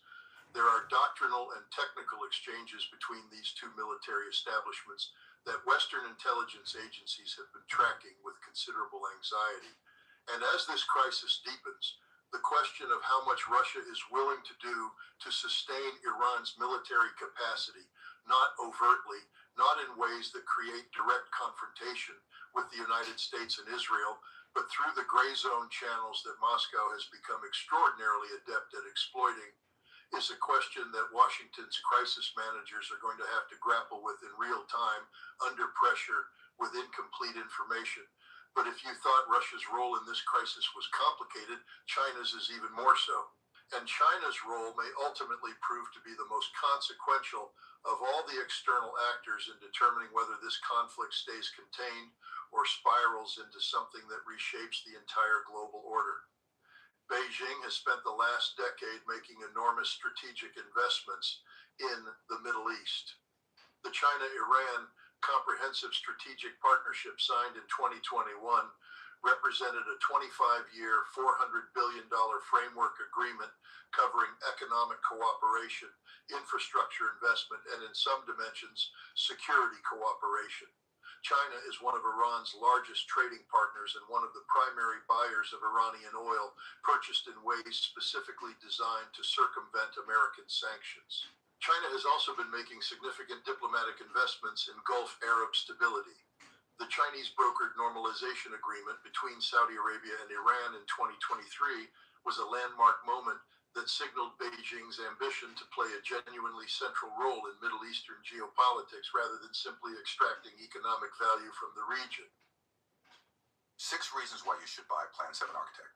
Number 1, create detailed floor plans, professional construction drawings, sections, elevations, and full 3D visualizations. Number 2, Plan 7 Architect is based on professional architect software that normally costs over $2,500 US. But here you get the same powerful foundation for just a fraction of that price. Number 3, it fully supports international building standards and allows you to create real building permit documents. Number 4, it's a one-time purchase, no subscription. Number 5, all key export and import formats are built in. DWG, DXF, 3DS, PDF, and the best part, you're fully protected with our 14-day money-back guarantee.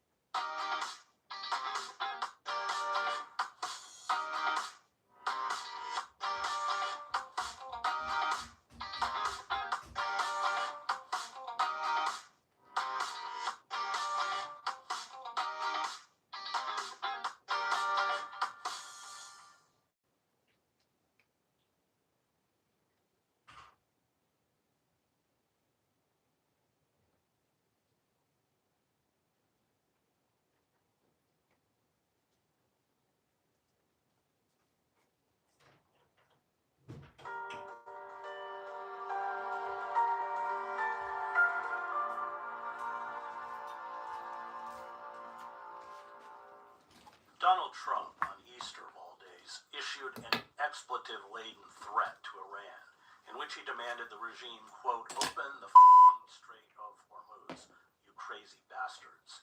He vowed to target the country's energy and transport infrastructure, which is a war crime. His latest rant is part of a pattern of incendiary rhetoric, including a threat to bomb Iranians, quote, back to the Stone Age where they belong.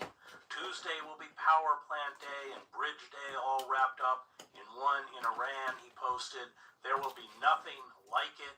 Open the strait, you crazy bastards, or you'll be living in hell. Just watch. Praise be to Allah, President Donald J. Trump. Leaving aside the obvious questions about Trump's mental stability, the threat comes as the Trump White House approaches yet another self-imposed deadline. By tomorrow, Iran must reopen the Strait of Hormuz, one of the world's most important shipping lanes for oil and gas, or according to Trump, face apocalyptic retribution. The strait has been effectively closed since the U.S. and Israel launched the war in Iran in February and has seen global oil prices skyrocket. What does this latest deadline portend? Will it be extended in desperation, as past deadlines by the U.S. have been, or will it signal an escalation of the war, one where vital energy facilities and infrastructure, including desalination plants, will be targeted by Israel and the United States, as well as by Iran?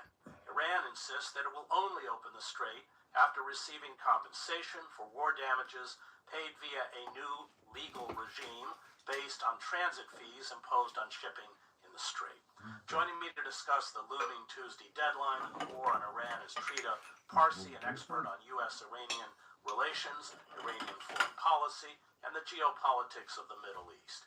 He is the author of 4 books on U.S. foreign policy in the Middle East, with a particular focus on Iran and Israel. He is the co-founder and executive vice president of the Quincy Institute and the co-founder and former president of the National Iranian American Council.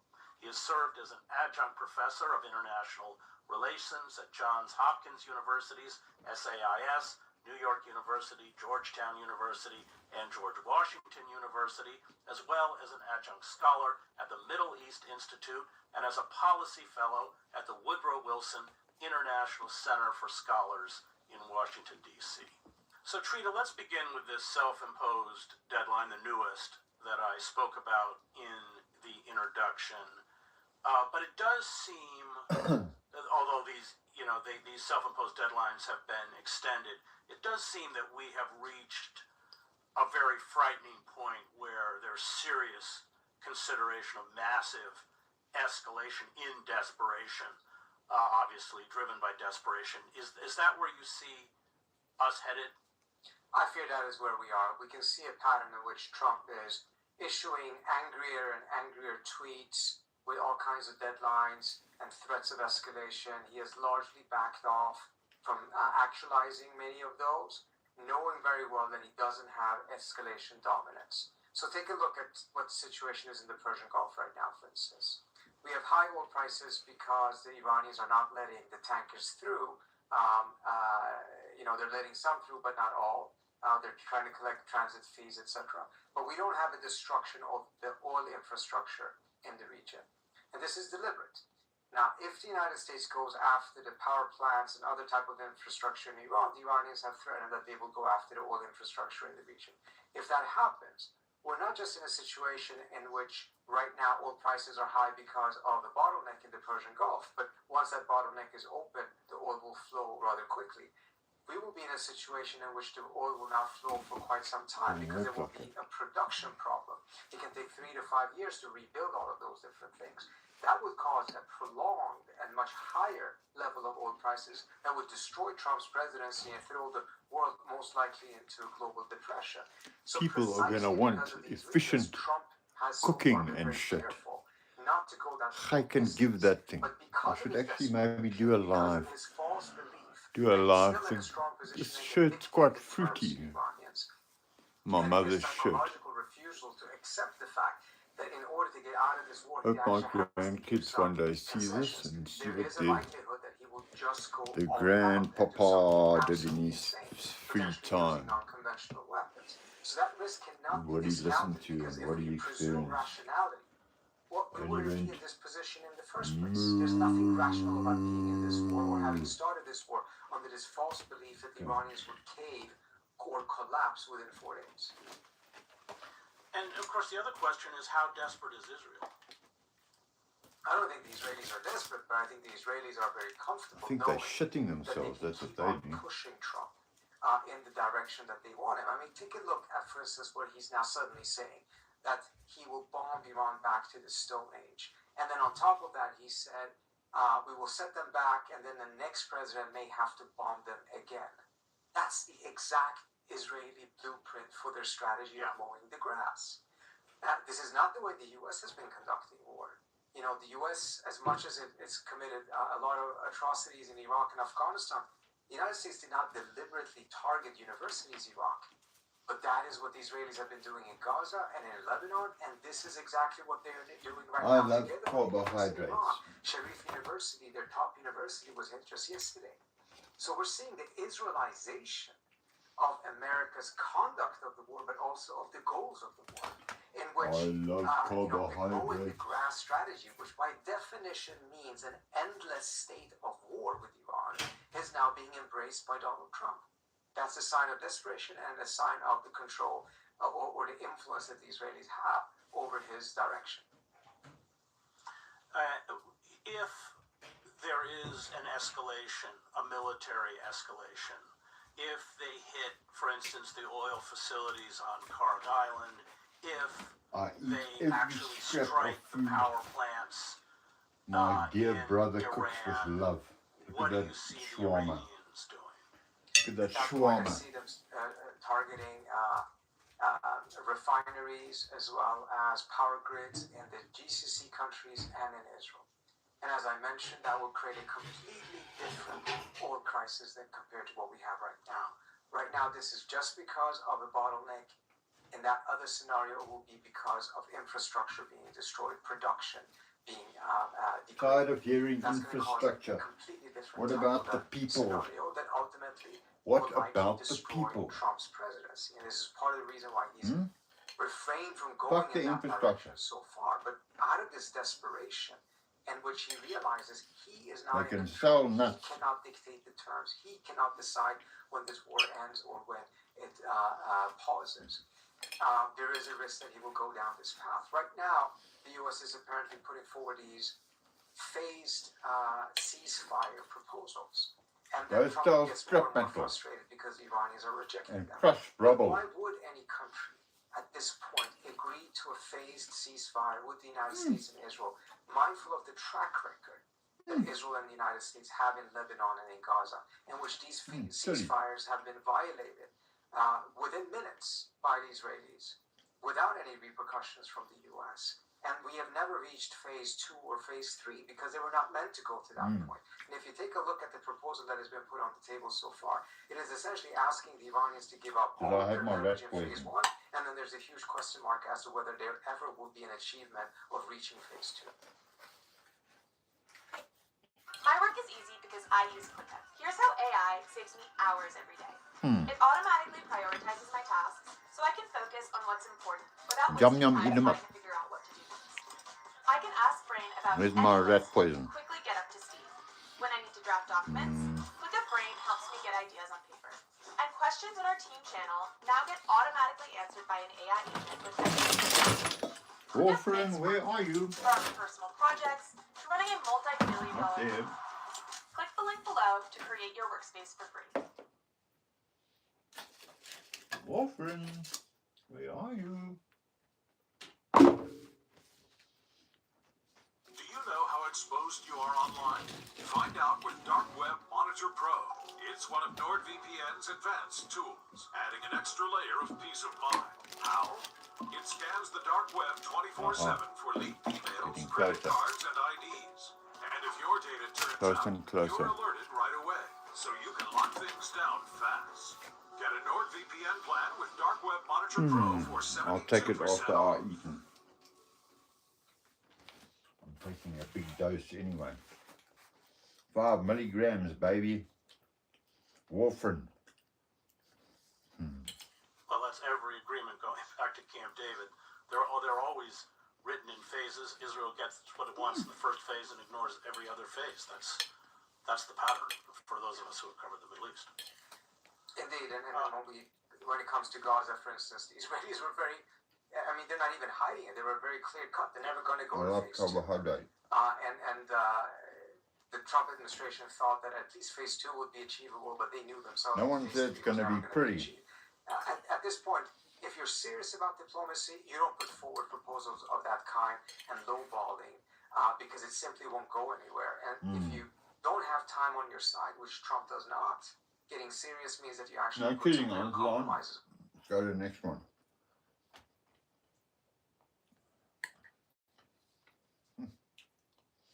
Welcome back. We're joined today by Alistair Crook. Today is April 7th. Thank you very much for coming back on the program. Alistair Ninja Turtle. Well, as I said, today is April the 7th, and Trump, he threatened that he would essentially destroy everything in Iran by the deadline tonight, which is the 8 p.m. Eastern Standard Time. Again, it's a very big statement. I'm not sure what to make of this. Is this another bluff? You know, he tends to put a lot of emphasis on this maximum pressure. But given that Iran can't capitulate, I'm not sure if he's either planning to go through Test it first in the desert. or if he misunderstands. Blame it on them. Say they testing nuclear weapons, and we must act fast, and then you just nuke them. I mean, don't need to be a strategist to work that one out. They testing nuclear bombs. You better get them now. Suck a boom. Crazier and crazier and further away from any sort of real rationality. You know, swearing at these people, saying, you know, and someone said, but you know, what you're doing is going to be. My brother knows how to cook. And, you know, how are you going to do these things without being a war crime? And he just said, look, they're animals. It doesn't matter. I mean, these things seem to me to be some of the statements coming out from Trump. I'm not suggesting that he's in complete command of his mental facilities and thinking that things. I mean, command of the sour cream, long grain rice, and beef rib. Because they have, you know, people, you know, they are at risk of make their own decision. They will be the people that will have to go and tell the parents that their children are dead. Yeah. So it's always more acute in the in that respect.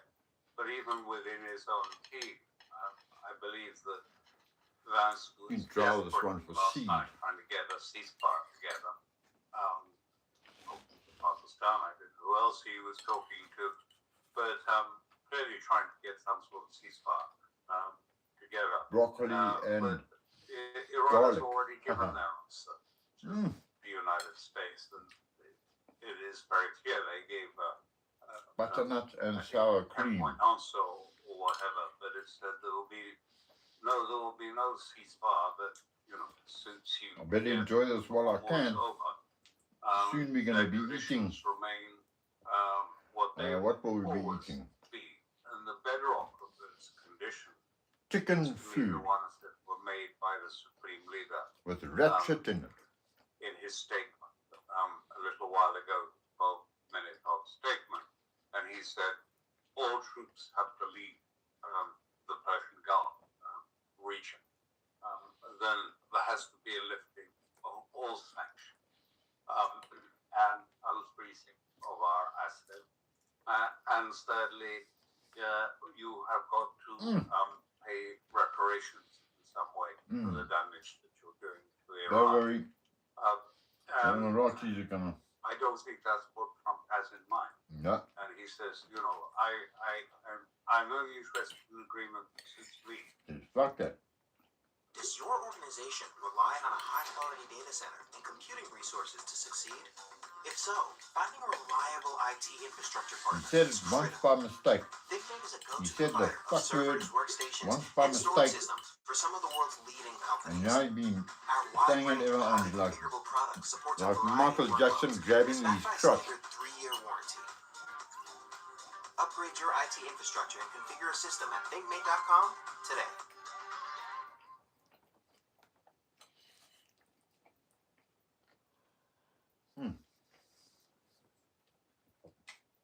This is addictive. Scribe No wonder makes people get step-by-step fat. guides for any process with AI. You know what's terrifying at work? When you start a new job, Dying there's for another one of those. training. None of the processes are I documented. love And you're carbohydrates. completely on your own. Let me show you one of the best kept work secrets. It's called Scribe. Go to scribehow.com. Click capture, do the task once, and Scribe makes a step-by-step guide you can share automatically. You ever walk someone through a giant process and know they'll forget half of it? Well, Scribe puts everything they need to know. Instructions, pictures, videos, all in one page. So the next time they ask, you can send them the link. I know what you're thinking, they still click the wrong thing half the time. Well, check this out. Scribe will literally guide them through it. Click by click. Warning, they're going to think you're a genius and ask how you did it. Just say Scribe. Scribe instantly turns any workflow into a step-by-step guide, so you never have to explain it again. Go to scribehow.com and try it for free. I mean, he said that pretty frankly. Well, I don't think the sides are clearly far apart. The foreign ministry has again reaffirmed that they are not interested in a temporary ceasefire, only a final solution to the problem. So I don't think he's going to get, the capitulation that he seems to continually expect from Iran after his, bluster and threats the evening before he expects red poison to come begging for a ceasefire, begging for a solution. And it's going to put him into a difficult position. Because what? I was going to say that it's really time for people to acknowledge that actually I know this is very difficult for many people to acknowledge, but the reality is that Iran is getting stronger and therefore has less and less reason to capitulate. It is getting stronger. If you look at the simple metric, Israel keeps writing, look at the Hebrew press, and they say, oh, well, they've got no money left, they're going to be broke. On the contrary, in the first month of this war, Iran made double in oil revenues what it is in any month in my mum. Double. She just started it. Yesterday, I think on Sunday, Bless you, cotton 5 socks. tankers were loaded at Car and were processed through past Keston and through the straits and out on the other side. And they contain 7.7 million barrels, equivalent to $850 million. One day, just Sunday. So, the prospect is not that they are going broke. In fact, they are earning more money than before. And that's going to increase because already more and more states are coming to the conclusion. Well, if you want to get your oil, gas out of all your other elements. Now everyone knows everything about helium and fertilizer, and they're all professors about it. No one's doing fuck all about it. If not, you do without. And so, I mean, it's a fairly strong position that they are in. You get a guy. I think the other two things is, first of all, You pay him well. I think You people train are him. beginning to realize 1 month. that all the propaganda about And you get the job done. Destruction Simple. of their military forces was actually the destruction of the huge purchase that Iran made of decoys from China. They bought a lot of decoys, and they are very, very high quality decoys. And I was surprised to learn, I was told the other day by the Iranians that they actually emit heat as well as looking good. They emit heat so that, American sensors and radars will be picking them up not as decoys but as the genuine article, because they're looking for a heat signature, and they're getting a heat signature from these decoys. Very cunning, the Chinese just need to put that in their decoys. So, and then really the other thing is that, of course, Iran and its population are being subject to bombardment, mostly the civilian structure. But what I understand is that it is actually amazingly less than in the 12-day war. There may be about 2,000 casualties, less than in the 12-day war, because they emptied all of the institutions, all of the sort of, symbols of the state, and most of the medical facilities, universities, all empty. And largely, Trump, in his anger, has been bombing empty buildings. But the point is, yes, people will get killed. Caretakers, but also they do bomb residential areas. There are, of course, casualties coming, but so there are in Israel. So there are methods. Israel hides everything, but clearly they are suffering enormous losses.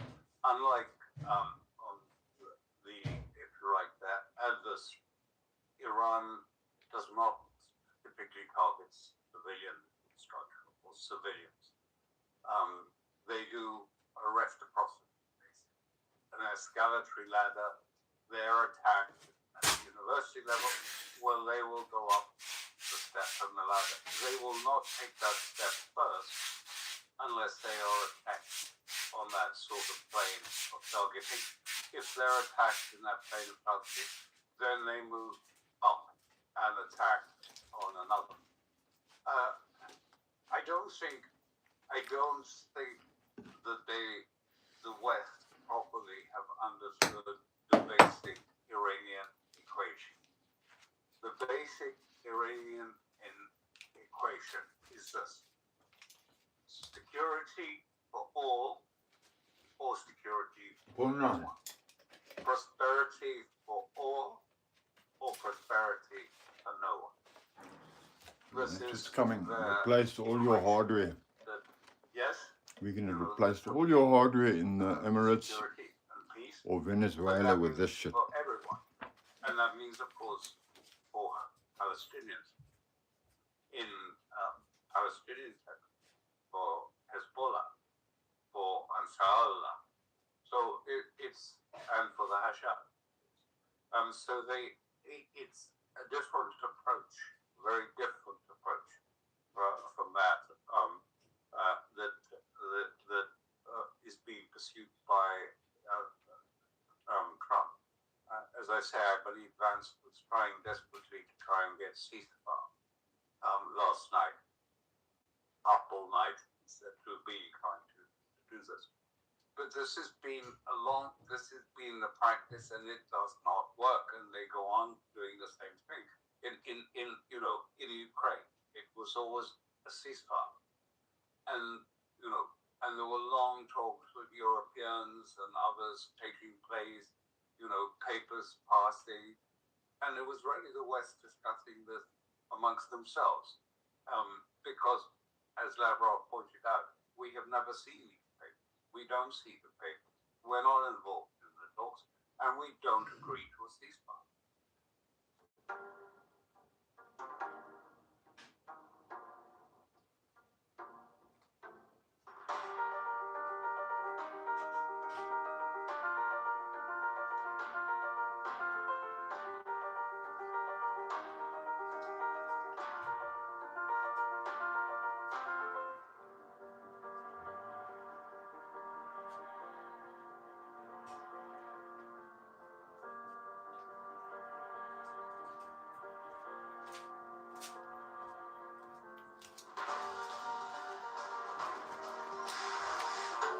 going to have another burn.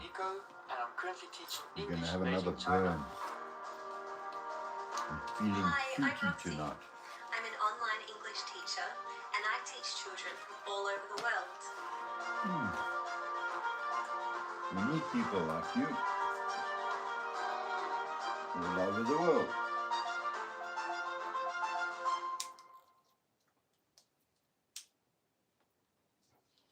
We need people like you all over the world. All over the world. We need people With Revoicer, like you can generate as many voiceovers as you want with only 3 clicks. Yes, you heard me right. Only 3 clicks. Click number 1. Just paste the text you want to be transformed into speech in our online text editor. Click number 2. Choose the language and voice that you want to use. We offer male, female, and even kids' voices. And finally, click number 3. Click on Generate, and in seconds, your voiceover is ready to be downloaded. All our voices have elements that make a voice sound real, and include all the voice expressions needed to make people more engaged in your content and make it sound professional. I can even be With sad, thermionics, you like can this, drive these. or excited like this. This is absolutely amazing. Let's go! Or sound like a pirate. Arr, matey. Hoist the sails and let's chart a course for the open seas. Apple's front camera is not as good as its back camera. Mia, that's perfetto, bellissimo. Bellissimo, mamma. 97% of the people hearing a voiceover generated with Revoicer can't tell it's not a real human voice. This video is created with a voice from Revoicer, and you are still here, watching and listening to what I have to say. That proves my point. Let's quickly recap why you should get Revoicer today. You'll be able to transform any text into speech. You'll get over 100 human-sounding voices. You'll be able to create voiceovers in over 60 languages. And really, it's the same position now with Iran. Iran is saying to them, no, I'm sorry, you wanted to do a proper peace agreement. You want to provide I still security can't find for us. my drumstick. Agree a security paradigm for us. Well, it won't okay, hurt. we can do that, but it's security for all Won't hurt. the region. And that means you have to remove yourself from the region because you're not providing security, you're providing insecurity to the region. So you have to leave your base Insecurity. and go. And that is the paradigm. Insecurity. Still, and you remember this famous GODDA with Whitcock and Kushner. Yes, we're going to have a peace process. It's going to be a peace process. And then you've got to do all this, and the hostages have to be freed. And then what was stage 2? Never defined, never spoken about. What was stage 2 of it? No one really knows. I mean, it's still in the sort of limbo that of sort of Whitcock deciding what might be a materially advantageous solution. So I think I think this is really where we are. Iran is in a strong position. It's not going to be dislodged from the Hormuz. And Trump faces now and Europe, who are still somehow on the American coattails, faces always managed to get epoxy glue on mirror. Position. And that partly comes from the failure Another piece of quartz. Of what happened over the weekend. Gold in it. The catastrophic failure. In Africa. Which what else was has it got? complicated. And we can go into it like it to be sort of as much as is possible to say about it. But it has repercussions because effectively, what we do know. Can I say a few words what about we don't know. Oh yeah. No, Say actually, a few words about what we don't know. I should have mentioned you're also the director of the Conflict Forum, which is a Substack. And Substack. What the hell is Substack? Is it a stack below the big stack? Is that the Substack? The big stack just below, the small stack just below the big stack. A lot of this from the Substack. From Robert Barnes, who's the constitutional lawyer, who is a friend of J.D. Bass. How about Larry Fink? What about him? What we know Sure, he's was fucking that, excited. in the lead up to Easter, Fuck him. because as everyone I think has understood now, Trump likes to start military operations when the markets are closed and have a solution and a positive story to tell on the Monday or Tuesday when markets open again. An upbeat story for that. So before Easter, when an operation, a military operation was being planned, Vance What do I need? What do I need? What do I Wiles, need? I need my rat poison. Trump, he's really the sort of gatekeeper of Trump.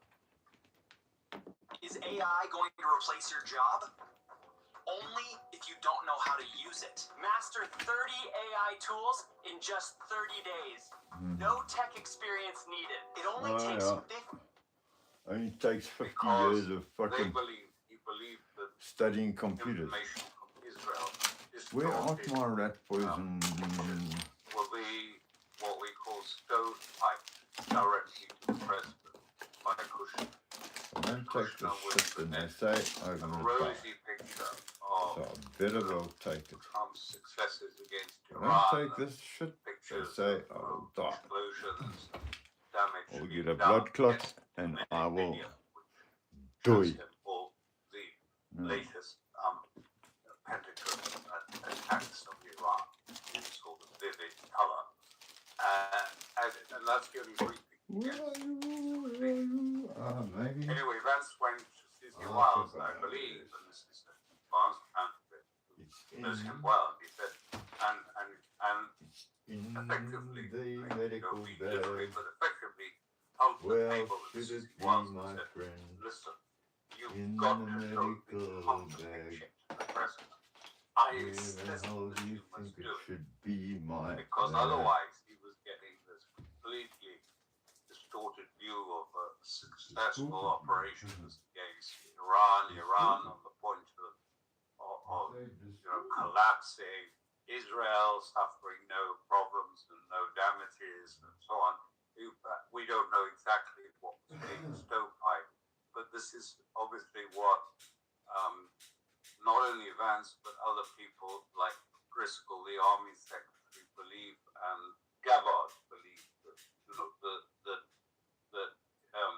Susie Wiles was extruding the other pictures, and we know that there is another picture, and there's some uncertainty because you have all have seen about how many generals have been sacked now. I think someone asked Staff, how many generals have you sacked? And he wouldn't say. He said 5, 7, something like that. I don't know. I don't know the correct thing, but people are getting sacked, and what are they getting sacked for? Well, I mean, for a array of, they're there at the pleasure of the president, as Staff said, but it's also believed that it's because they just need these Rat poison. The idea of things on the ground hasn't been thought through. I got is therefore going warfarin. to be disaster. So anyway, so that was all, My emergency all set stash up, of warfarin and there was a plan and ivermectin. for I'm Easter, gonna take half a and warfarin. we have a pretty good idea Just in that case. that was one of Trump's sort of favorite in boom hunts. That the special forces who were pre-positioned already Gemini, I've taken a double dose of warfarin. What do I do? in Kuwait, which has long been a sort of special forces base, was Hey Siri. going to go and Siri. operate at Isfahan and take Hey Siri. The narrative is, as Grossi, the head of the IAEA, has said, oh yes, well, the enriched uranium at 60%, the 430 kilos of that is in this tunnel at Isfahan. And maybe some of it's been moved, but Hey Siri. 70% was suggesting are there. Siri. And so they wanted to go in and take I've got a long pen. be out and be out on Saturday, and then by the weekend Trump could have a great big success, a sort of Maduro type operation. Only what happened was that an F-15 was shot down close to Isfahan. And what was curious about that was that there was a pilot and there was what they a weapons support officer as the number 2 on that plane. It's a two-man plane. And the second officer was a full colonel. And that really is very, very bizarre, because this is very bizarre. It's either bizarre or it's not bizarre. You can't get very bizarre, as far as I'm what was the concerned. colonel doing as the number 2? You can't get very bizarre. How do you get very? I'm Normally very that would be a bizarre. second No, lieutenant. you are bizarre. Or a thing is Wouldn't bizarre. even be a lieutenant It was officer, bizarre. let alone a full colonel. Not very full colonel bizarre. would have commanded the entire base in military, in aviation terms. It's like, We don't it's know the like answer being why very pregnant. he You was can't in be it. slightly They were pregnant. shot down by Iranian air defenses. And then there is It a was hugely very complicated devastating. story It's either devastating or it ain't. where exactly I where look at it. happened. But it was Either generally devastating or it ain't. One or t'other. Isfahan. Please say the word Hormuz again so I can shoot myself in the head with a crossbow. And the first thing you'll notice is this clean, user-friendly interface. Oh, Jesus! Stop! That's nice with Windows 7. You just pull the plug out and you back to where you were. Bonk. Bonk. Come back on. Young TV, young computer, young number cruncher. Can't tether. Maybe I should start another live stream. Stop smoking.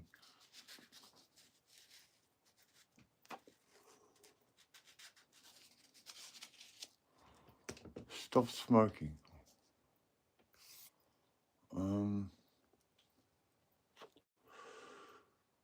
You good, bro. You good, bro. You know, someone like me. I'm good. So let's just keep that on. I know, I got bladder cancer from smoking. And the doctor said, well, now what are we going to do, young man? I was about 32 then. And I said, what do you mean? He said, you got bladder cancer from smoking cigarettes. I said, well, then I'm going to die of bladder cancer. And he cut it out. And now probably I'm going to get lung cancer or some other cancer. Whatever. I smoke. Sorry, I smoke. It's what I do. I don't smoke in your car or in your house or in your toilet or in your wherever. I do smoke in the aeroplane though. I'll tell that story when I've got an audience. How I managed to smoke in the aeroplane without fail. Remind me to tell you how I smoke in an aeroplane with minimal,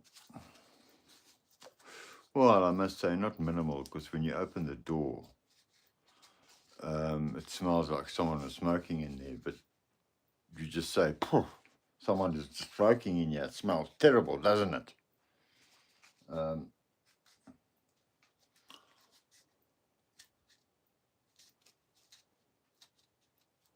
Been going for 119 minutes. How do you get? I don't know. K4V8Y. I've got a site similar to that. It's called, it's under Zolgar, the community. It's the person you are, not I don't know. K4V8Y.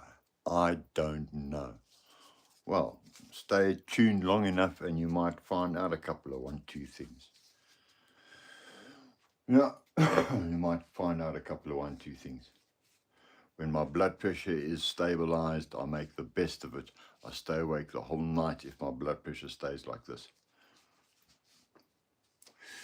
If it goes too low, I sit down or lie down, otherwise I will fall down. Pros and cons of hitchhiking and getting an artificial valve stuck in your heart. Yep. Okay, what I'm going to do? I'm going to do a burn. I'm going to do a midnight burn. Well, it's not going to be midnight. It's going to be after midnight. Don't know what the time is right now. What is the time? It is 1:32. African Harare timeline. Very close to the Middle East timeline. Gets dark there just a little bit earlier than what it gets dark here. So, poor bastards there. And I really say it out of the bottom of my heart. The poor guys. They didn't ask to be born there. Who asked to be born there? Some clerics in various ideologies may say, oh, I was destined to be born here so I can fulfill whatever shit the man in the sky predicted, or whatever they do. Men in the sky typically don't come through on promises and treaties and things like that. They typically don't.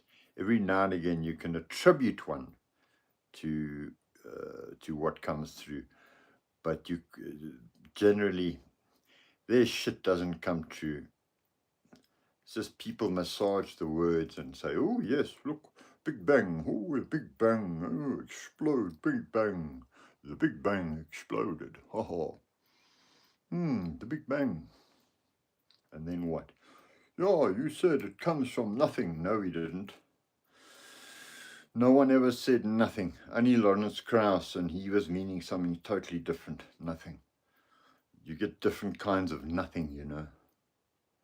You actually get different kinds of nothing, believe it or not. You get different kinds of time. Believe that. Believe it or not. Remember that program. Believe it or not. Okay. So what we're going to do is we're going to carry on sewing the drum cover with our 2 needles. This is kind of how they put my heart valve in. That's exactly how they put my heart valve in. Sew around the sides, and then they sew around the sides. They have 2 needles. Actually, they have 32 needles. Yeah. I'm talking too much. What am I looking for? I'm looking for my drumstick. Where is the drumstick? For crying in a bucket. Where is the drumstick? Where is the drumstick? So I've got to I've got to try and do something just normal to be watched. If I do something abnormal, I get streamed, and I don't want to get streamed. I only want people that are going to watch, that are going to find, that are going to discover knowledge, and it'll be straightforward physics. It won't be anything woo-woo. No woo-woo here. So I'm making the drum head. Making the drum, putting the leather capping on the drum head. And yeah, it's taking a while, but I'm doing other things at the same time. Let me go look for the drumstick. Where the fuck is the drumstick? Let me go find it. Turn this PC on. Put my password in, 650907. And there we go. Right. I love this. It's actually got a texture to it. It's a moo cow covering, and it's got fiber on it. It's so beautiful. I don't know what I'm going to do with it yet, but I'm going to paint a tank with it. Okay, let me go and find the. Drumstick. Where art thou? In the field milking a cow.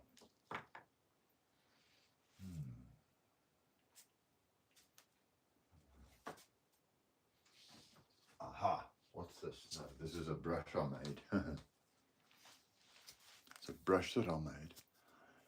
You can make better brushes than what you get at the store. I can tell you. I don't know. See, my lighting is shit. That's the thing. The back bumper of Tim's piece of shit bike didn't come out too bad. Can you see the gold fleck in it? The gold fleck, it's got that black thing on the side. I've just got to spray it with clear and put maybe a different design on there as well.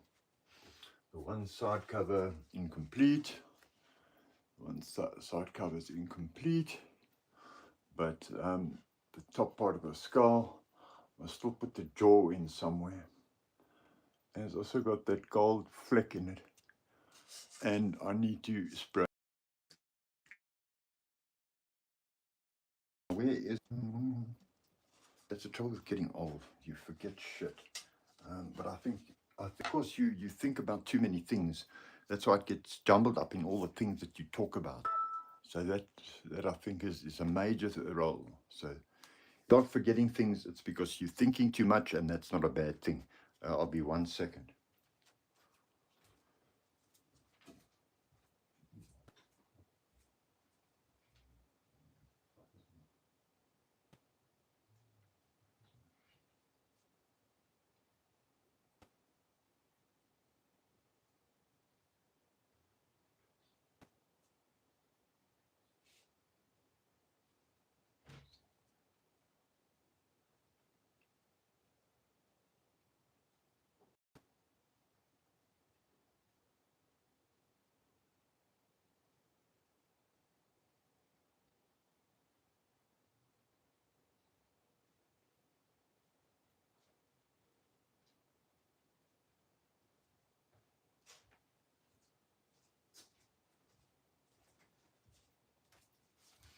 Still can't find the drumstick. But here is the spider. Here is the spider. And I'm going to do a freaky web. This has got to be buffed out. I'm going to do a freaky web, a triangular web or something that a spider will definitely not do. And I'm going to do that. My lighting is shit. I know my lighting is shit. Where is the drumstick? Jack? Jack, where is the drumstick? I found the sword. I didn't find the drumstick. I found a sword. It was made in Thailand, or the Philippines, or somewhere around there, and it's ancient. It's ancient. And I found that while I was looking for the drumstick that I'm supposed to be covering. Oh, shit in a can. Where the fuck is the drumstick? It's on a piece of bamboo. I mean, I've stuck it somewhere safe to dry because I put some shellac on it. Where are you? Where the hell are you?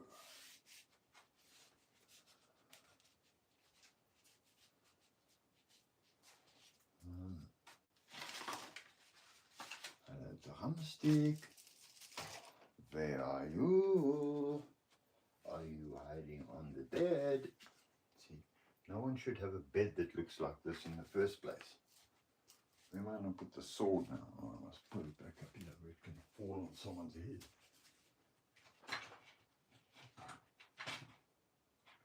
I'll put it up there like that. Then it doesn't help me with the drumstick. It doesn't help me with the drumstick. I found a whole lot of other stuff there. Found the grindstone. Found the aluminum plate. Found the chavetta.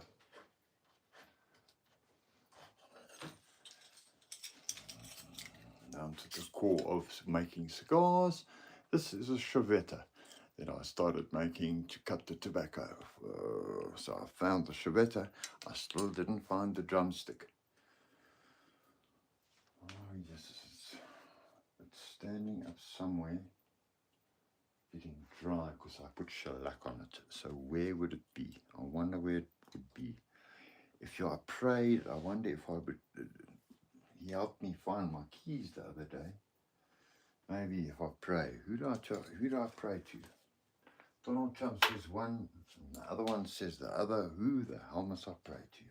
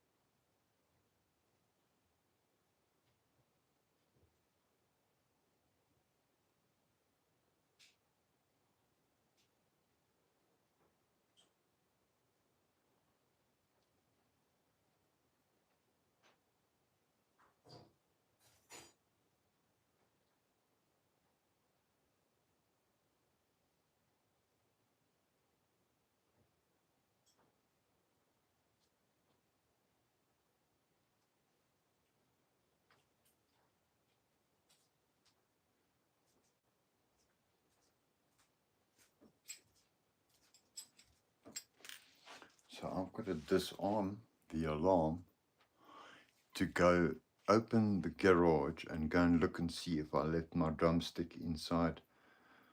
I mean, that's all I want to do is cover the drumstick. That's all I want to do. But life just has a thing and it just fucks you. So if you bear with me, oh yeah, this will be a highlight. This is going to be quite a highlight. How many people are watching? There's only a couple of people watching, but I'll show them anyway.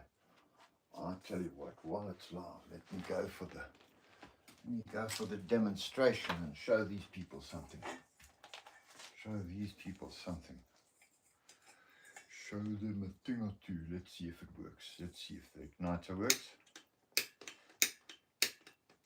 No. There's very little gas in it.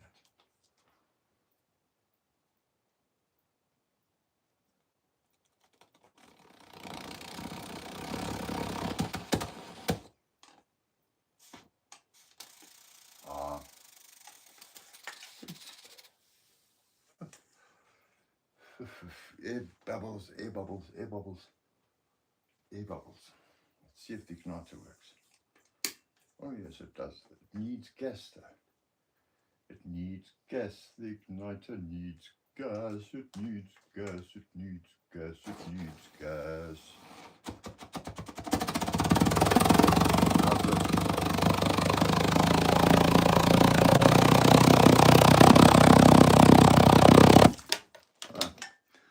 Yeah, it just shot the pipe out.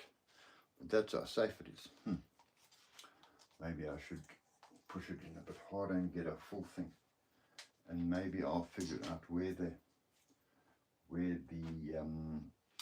the drumstick is. Let me fill this with kerosene and give you all a proper demonstration. As soon as you hear 5 people, can you wait 2 seconds? I want to put more kerosene in here because it went all over the fucking place. I know where the kerosene is, at least I know where the fucking kerosene is.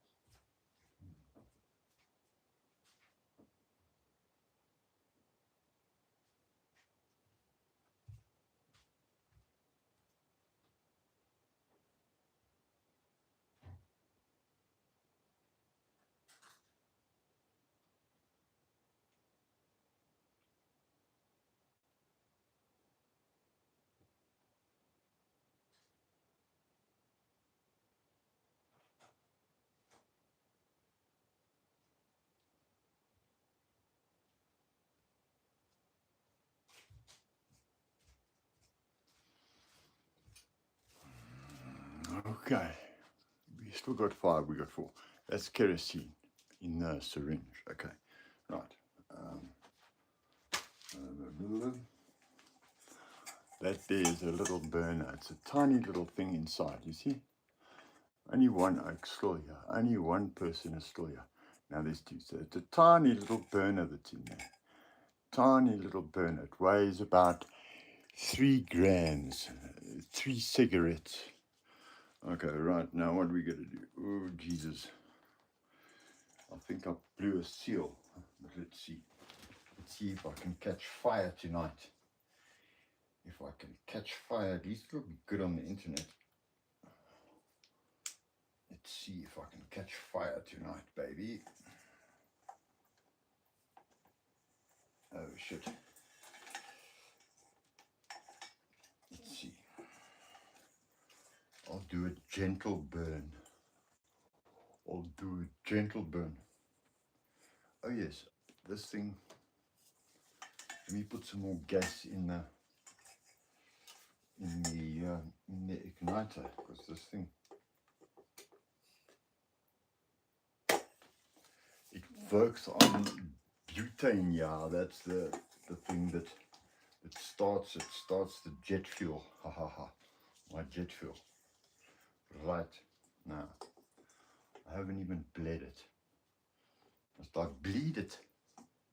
No, let's go for let's just see if the igniter works. Oh yes, the igniter works. Oh yes.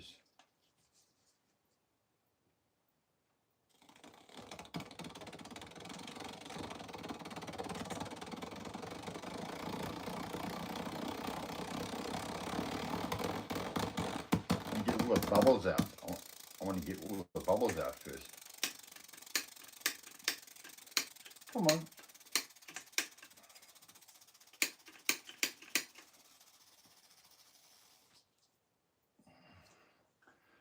Bubbles are a bit of a problem.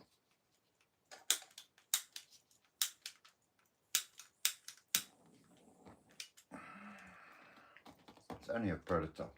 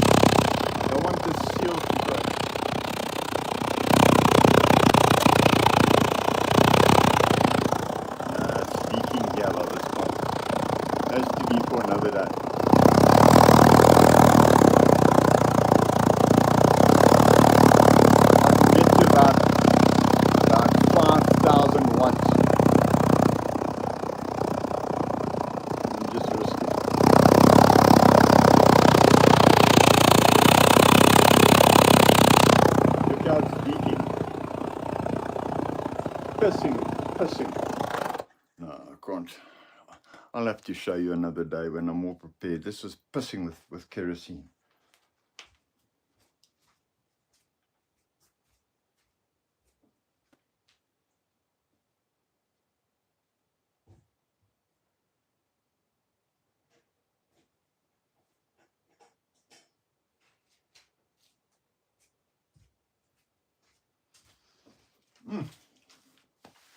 And my bedroom smells like a 1970s airport. Like one of those stinky airports where you just smell the jet fuel. Yeah, it still doesn't help me with the drumstick though. Where the fuck is my drumstick? Gotta smoke. Gotta smoke. Yeah, if some of you are bored, I don't blame you. Because I'm getting to my wit's end with this drumstick that I cannot find. All I want to do is cover my drumstick with my cover, with my leather cover, my gong.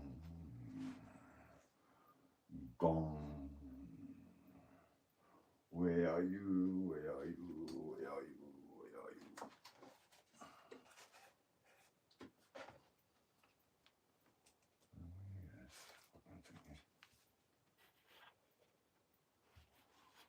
Oh shit, don't drop that like that. Where's my drumstick?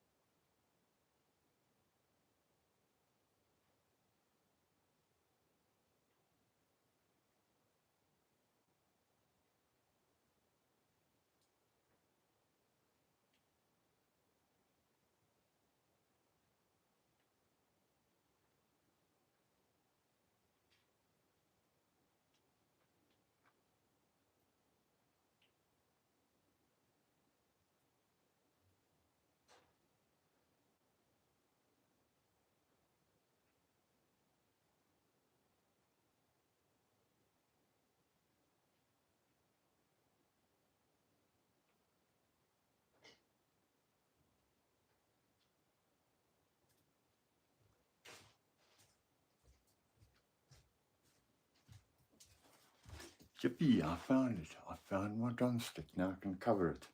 I found a whole lot of other shit as well, which I've got to find a place for. But now I found my drumstick. Right, let's start covering this drumstick. It's only about 2 o'clock in the morning.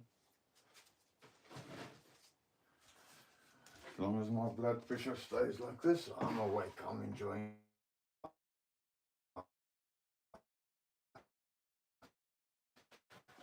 My blood pressure, either take some more drugs to make it go high, or I go to sleep.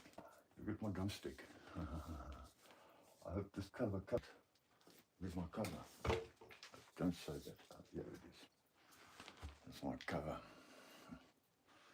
Let's see what happens here.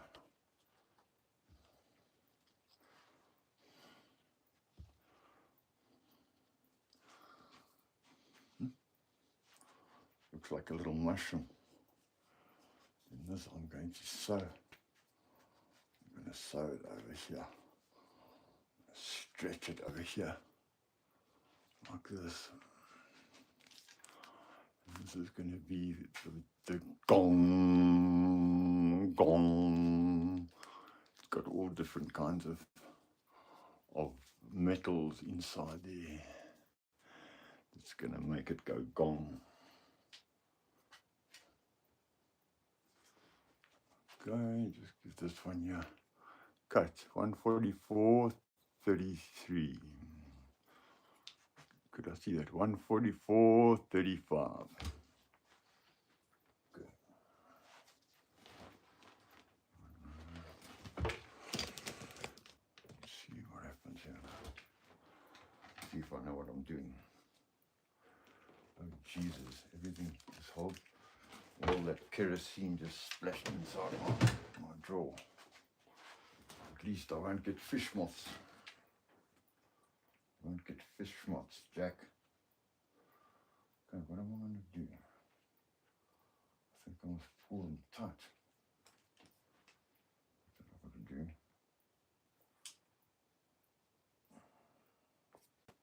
All these things tight. Get it evenly dispersed over the drum stick. Pull this thing tight.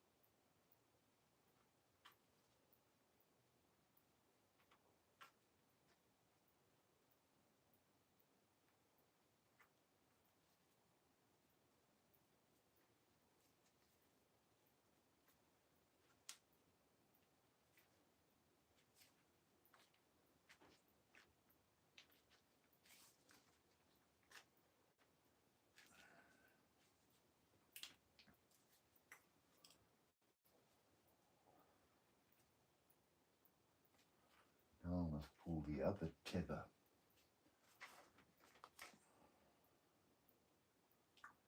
The other tether.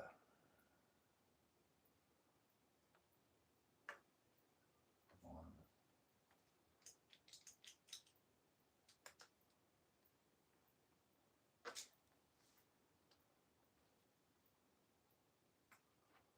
Come on.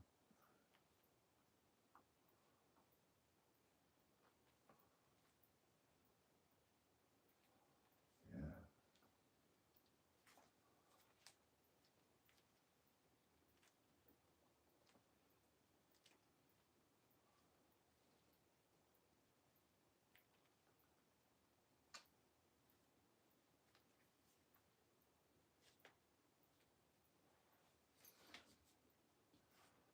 Then I'm going to, my other leather is going to be here, and then I'm going to sew down on each one to pull it down like they close the steering wheel. This is looking good.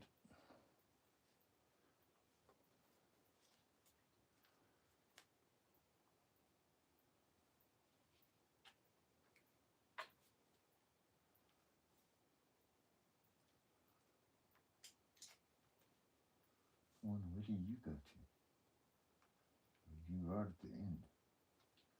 You right at the end here. You need to get fed.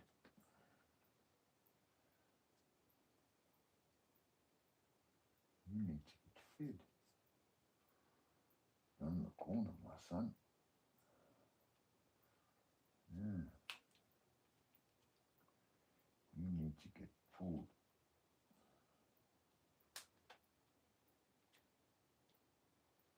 Imagine Shackleton, those poor guys that had to make boats and shit out of nothing but nothing. Shackleton. What a mensch. Well, it was actually his captain that was the mensch. If he didn't have a captain, he knew the stars and how to navigate. Old Shackleton would have been fucked. He would have been sexually ruined. He would have been up the creek without a paddle, as they say. Up the creek without a paddle, they say. Up the creek without a paddle. Come on, guys. Can't be that fucking difficult. Ah, now she's coming together. Let's just keep this moist. Let's just keep this moist. It's going to be a good bong. Bong. Maybe it'll even work in here. Bong. Yeah, that works good. Oh.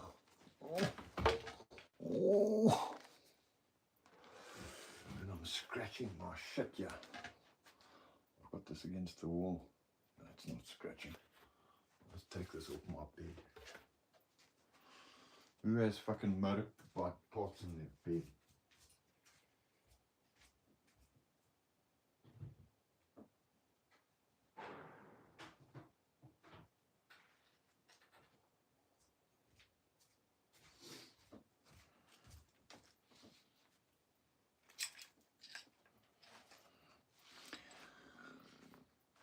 My bedroom. I mean, what the fuck's going on here, darling?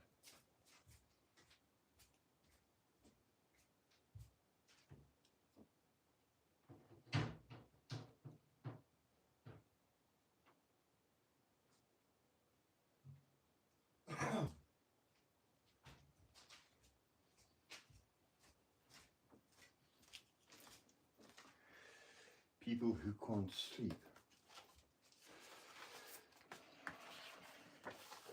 This is beautiful film. I don't know what they use it for, but I'm going to keep it because I'll find a use for it. This and my double barrel that I'm going to make. Made from chestnut. No, it's not chestnut, it's syringa.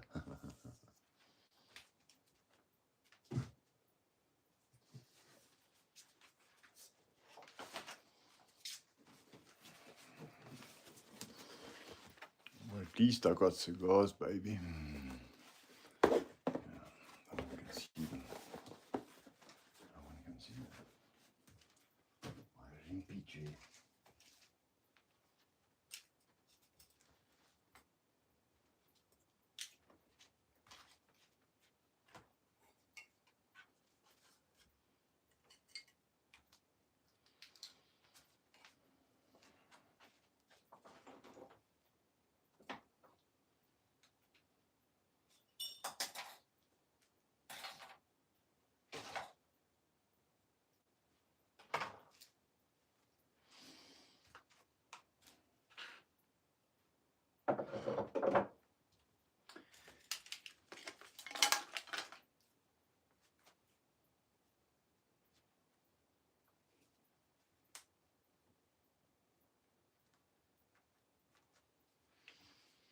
Wrap this in a wet cloth.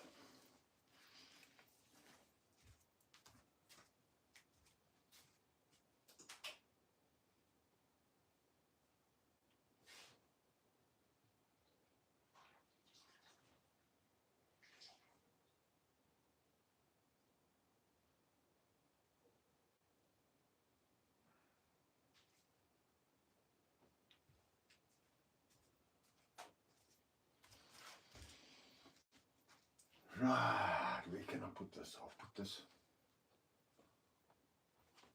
over there. And this goes there.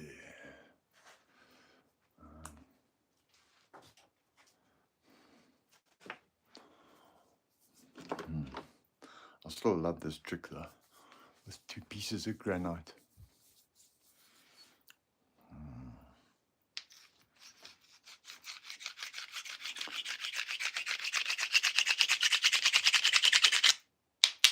Two pieces of granite.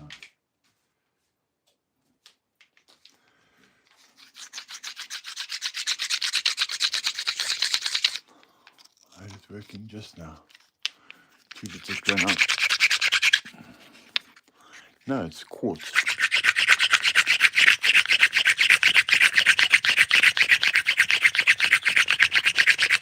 That's electromagnetic fields. It's not flint. Dun, dun, dun, dun, dun, dun, dun, dun, dun, dun, dun. I wonder if they'll copyright me for humming their shit song. All I need now is a grandpa.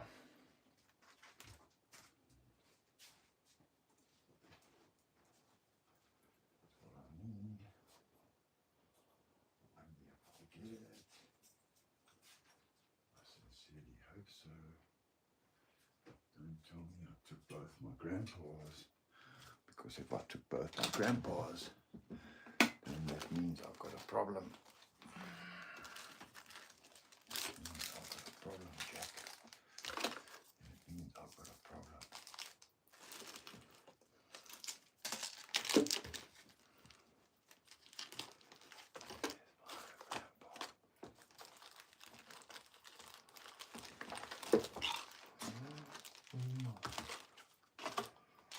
Where's my other grandpa? Grandpa headache powder, the best thing in the world. When you haven't got it,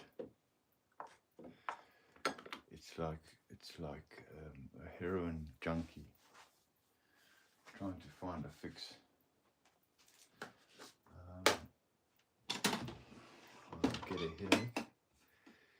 Get a headache. I wonder if I should go and creep up to Craig and go and see if he's got one. Where else would I put it? Would I put it in my pocket?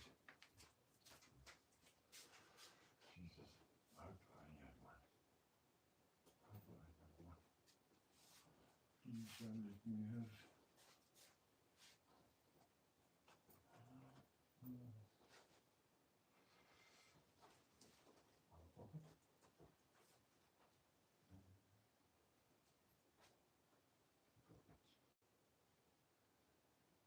Two pocket. I don't have the other grandpa. I don't have the other grandpa. My grandson. I don't know. This is going to be detrimental. This is going to be detrimental. Damn it. My grandpa. Okay, let me take.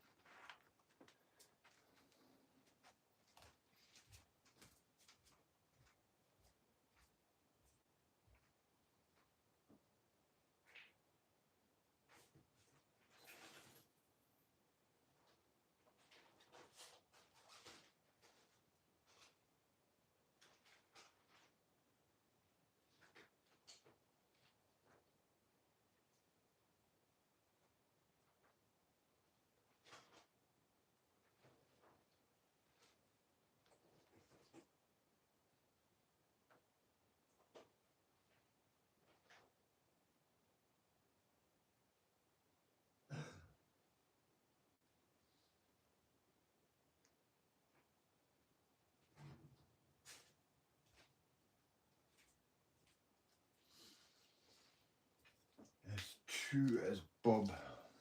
I don't know where my other grandpa headache powder is. I'm going to have to take codeine. I don't know. I don't normally. This is what the grandpas used to look like. Not anymore. Not anymore.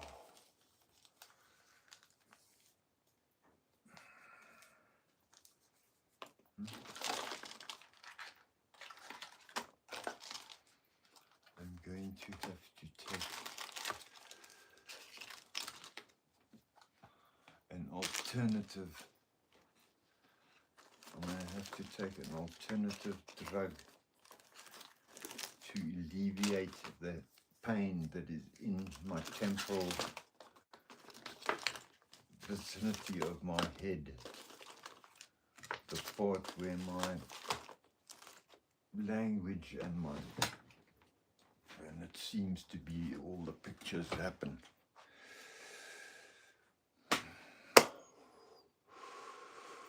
witness the lack of grandpa headache powders, or accurate. Where would the accurate be? I'm going out of my mind. I'm going out of my mind.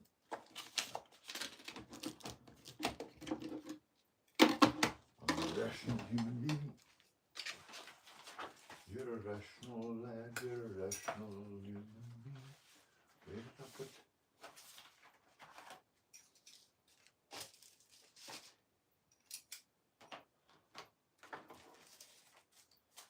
So I'm going to do, I'm going to creep up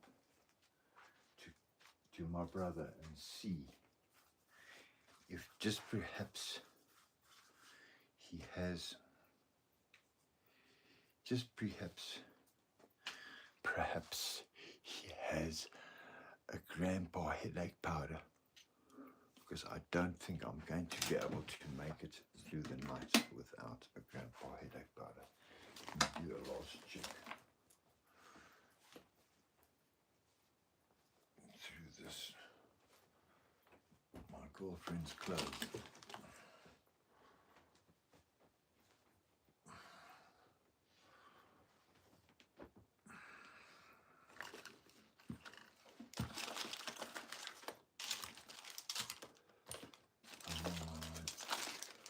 Come on, be there. What the hell is this? These are beta blockers. I don't want beta blockers. I'll have half.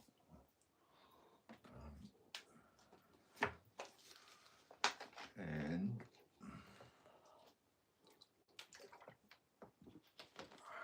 maybe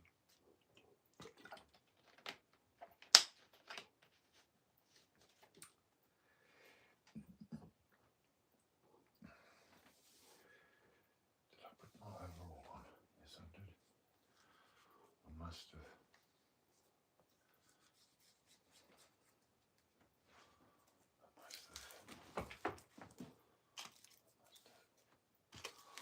I'm going to have a sleeping tablet and if baby Jesus can just help me find my codeine, then I'll be okay.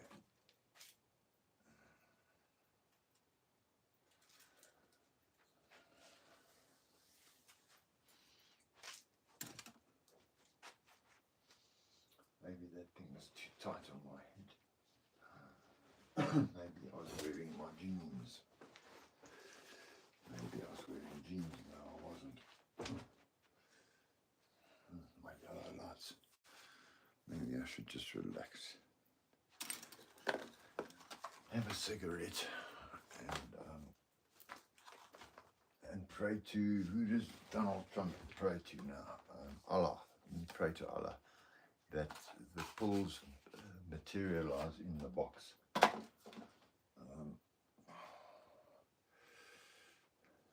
You know? I promised that I wouldn't cut my hair from October the 7th. I said, no, I'm not going to cut my hair until they resolved this Middle Eastern thing. I thought it was going to be like 2-3 months, sucker, boom. Ah. Jesus answered my prayers. I can find my codeine, so I'm going to take 2 of these too. And then I'm going to relax and complain about why stupid people do stupid things when they have a stupid amount of money. And of course, with personal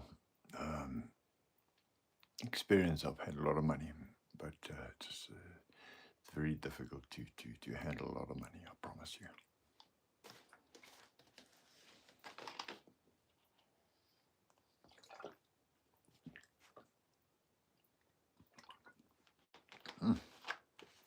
Coca-Cola is my vice.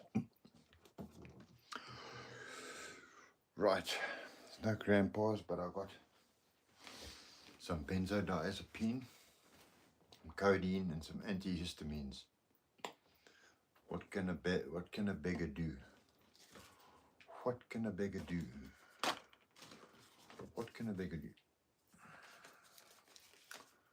What can a beggar do? I must clean my drawers out. I've got to clean a lot of things out.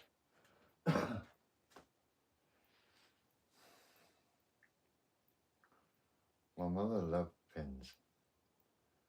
I love pens. My brother loved pens. It looks like we're a pen-loving family. We love the pen.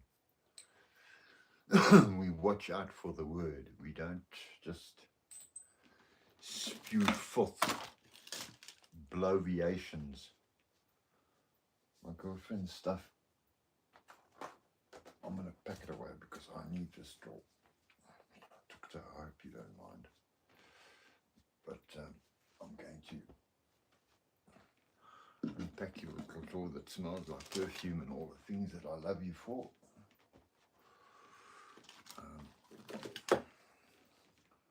Himalaya face wash.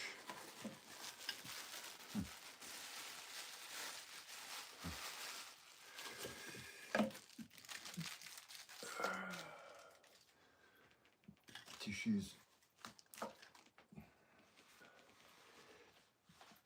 And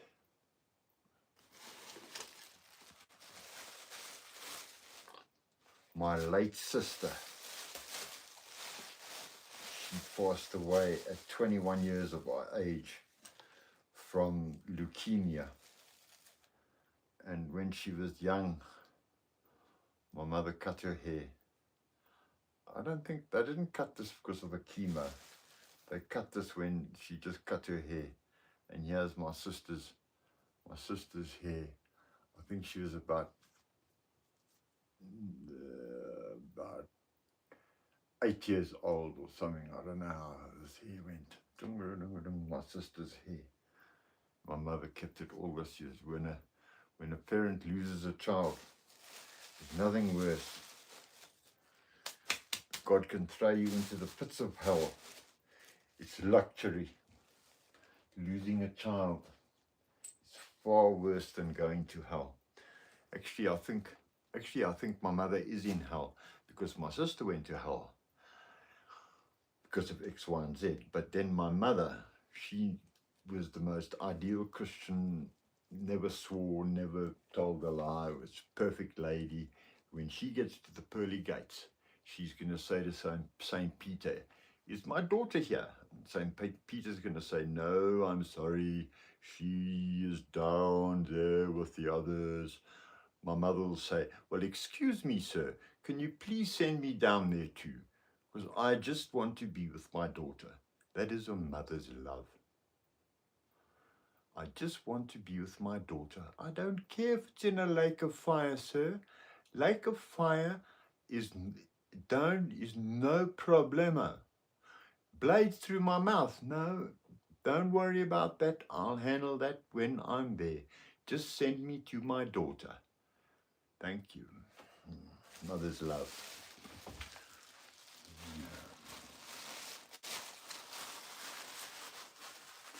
Okay, what else what I've got to do? I was looking for what else. The old gas-burning traveling tongs. Yeah. Woman, what would we do without women? We love them. We love them to pieces. Oh, there's some other drugs here that I must take care of. That I threw in here. What is this? Go there with her stuff.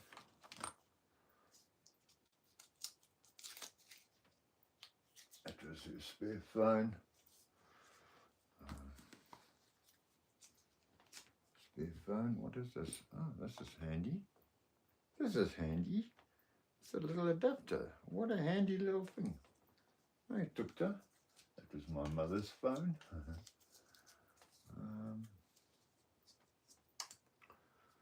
What else is in here?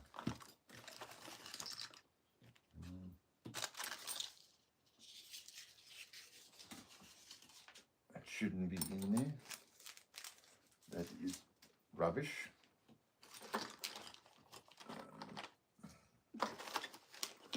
This is before they had nail files in the old days. My mother gave me this.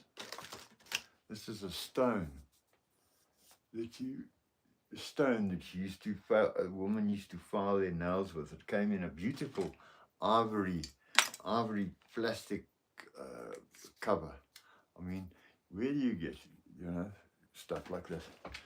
This is for women filing their nails. I mean, now they got a emery board. This is the real thing. I use it to sharpen my knives. Okay, so what else we got here? Oh, we've got a bit of crocodile skin. It's in Africa. Got a crocodile skin. Bit of crocodile skin. This is all so that I want to come across as who I am.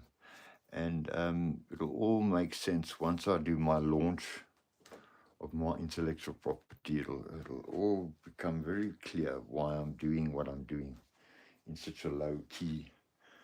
That I only need 3 people. I don't need more than I don't need more than 25 people. I don't want followers. I want believers, and they're going to see what I have to show to believe is demonstrable proof that I can do what I say, which very few people on this planet adhere to. Is doing what they say. They always say what they're going to do, but they never get to do it. Like this, what I like to call, this is such a handy little adapter. I'm so pleased I found it. What do they call that guy? Donald Jackass Trump.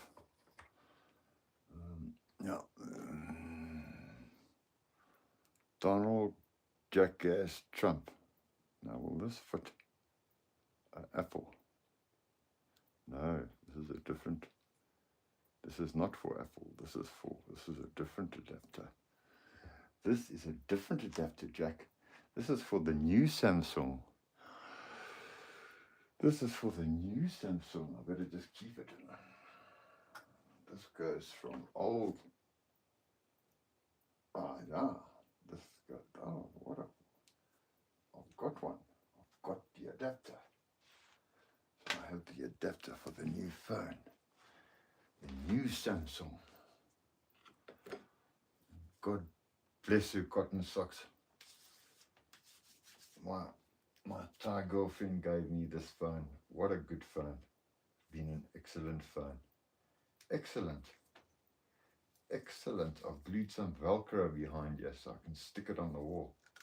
Takes the best photograph out of all the cameras, even the iPhone 14. Takes a better photograph than that.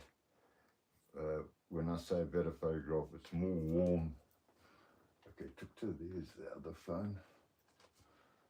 Cigarettes. I'm feeling better already. Let me put these drugs back in their drug container.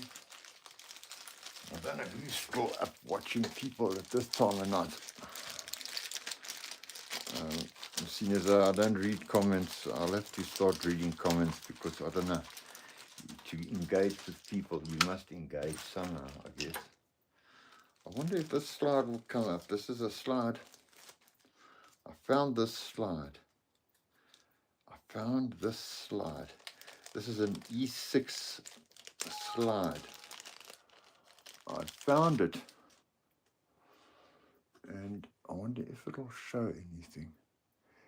If I put it here like that, I wonder what it will show. Yes, it will too. Ah, it's my mother's wedding photograph. I wonder if you can actually get this thing. Yeah, that I'll do an experiment when I'm not live. I dropped one of the slides. This is ye old slide from my mother's wedding. God bless her cotton socks. Okay, I must put this back in the packet. I can't fuck around with this shit. Okay, right, there's the other one. There's that one. And a chip from Monte Casino. 100 Rand chip. 100 Rand chip. I made key rings out of them. I don't play with my money. I don't throw it away. Okay. Right. What am I doing actually? What am I doing now? Where must I put my girlfriend's stuff now? Put the phones there. That there. That there. This I'll have to put in. I'll have to pack it in another drawer. Pack this shit in another drawer. Put my projector. My projector can go somewhere else. I'll put took the stuff. I'll lay a towel down first and put it down there. Put something down first. I've got a pair of jeans. I'll put a pair of jeans. No fish moths in this drawer. So full of kerosene. Okay, took that. The stuff's going in here for now. When you come, I'll buy you new stuff. Don't worry, girl. My projector. Projector can go in the bottom drawer. I mean, I've got so much shit.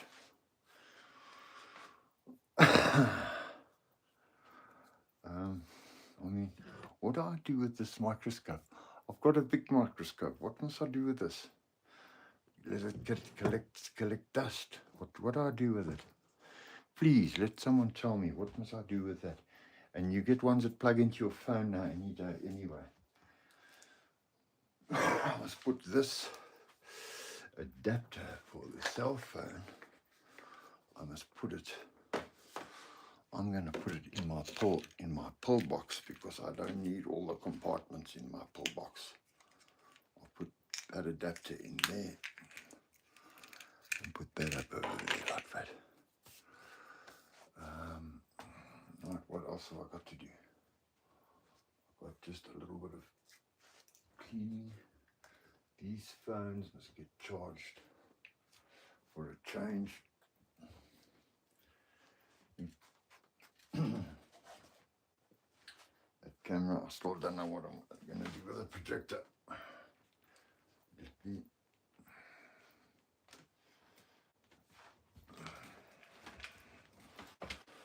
And as you can see over this thing, I'll get this charger, unplug it from my GoPro, and I get it into this Samsung, right, and plug the thing in. It gets Mnet, it gets signal. Much easier than all my other phones together. It's got the strongest Wi-Fi collection pickup-ization. What else do I want from here? Diggy-diggy-dee. I'm going to have to clean all this stuff out of here. My sunglasses can go up here with the rest of my sunglasses. Oh yeah, I've got one that I can demonstrate. I've got one that I can demonstrate. Yes, here's one here. Here's a ready, steady, go one. Look at this one. Look at this. This is a ready, steady, go. Ready, steady, go burner. This one. Yeah. It'll be worth your while sticking around for this. Just hold on a second. Let me find a fucking lighter. A lighter. All I need is a lighter, a cigarette lighter. And I'm going to show you how this works, this little thing. Come on, you guys mustn't disappear on me. I just found the ultimate P. I found the ultimate P. And it works like a dream, this one. It works like a dream. It pumps some kilowatts here. It pumps kilowatts. Do you know kilowatts? you know, power.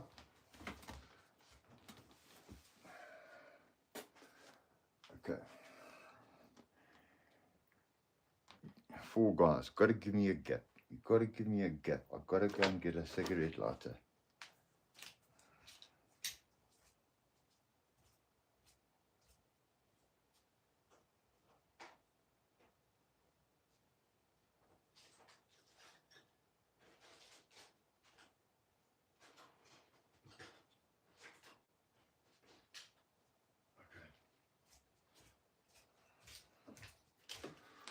A cigarette lighter, and I got a cigarette lighter. Okay, you see that's 5 milliliters. 5 milliliters of fuel. That's what that thing looks like. Let me put this light on. Maybe we can get a better view. I'll turn all the lights off when I start it. But I want you to see this thing. See there? You see this thing? You see this thing here? Now I'm going to try, let me turn this light off. I'm going to try and light it with one hand and do all the rest. Okay, so we get one little drop of kerosene and then we light it.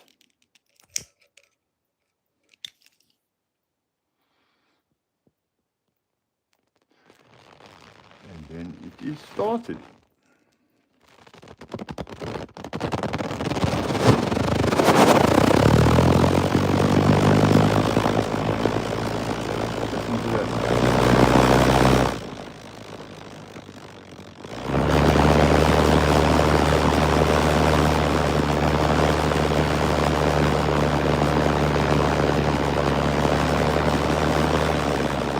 Turn the light on.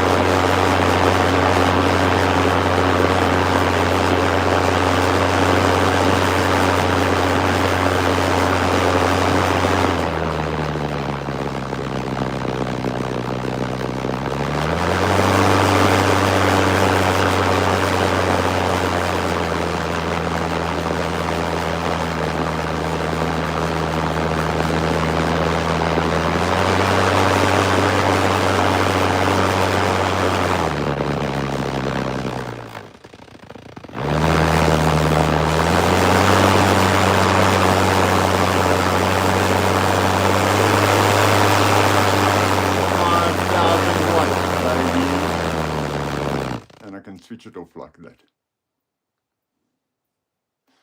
And then I can light it again if I want. Instantly.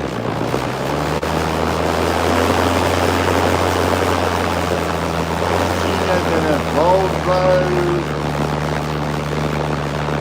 diesel. Cleaner than a Eurofighter. Cleaner than a Eurofighter. 5 milliliters of fuel with controllability.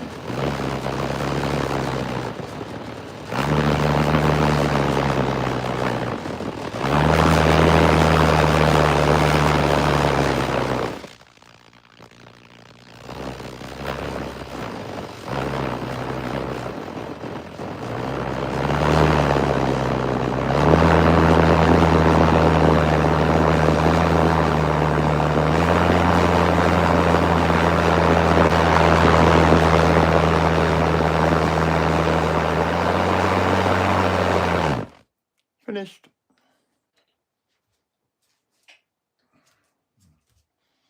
That was a nice demonstration.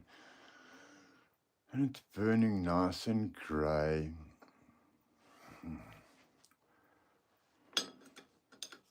The future of cooking, heating and industrial heat production. Economy, baby, economy. What am I going to do now? I must just relax and have a cigarette. That's what I've got to do.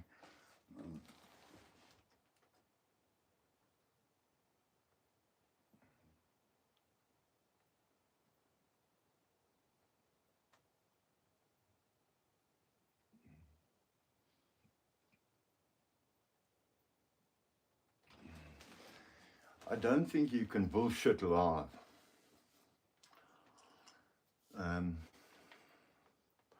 There's nothing better than live. So if you're going to want to prove a point, you do it live. I'm sure you'll be able to mix a bit of AI into it, but it won't be the same as live. Live is live. Live is live, baby. Live is live. Let me turn the lights down here so I can get into the sleeping mood. Whatever that is. Whatever the sleeping mood is. And, yeah, it smells like an old airport in here now. The kerosene actually smells quite nice.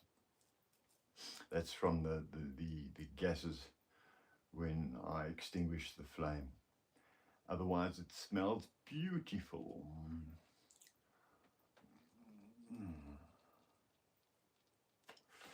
Wonder where my viewers are coming from.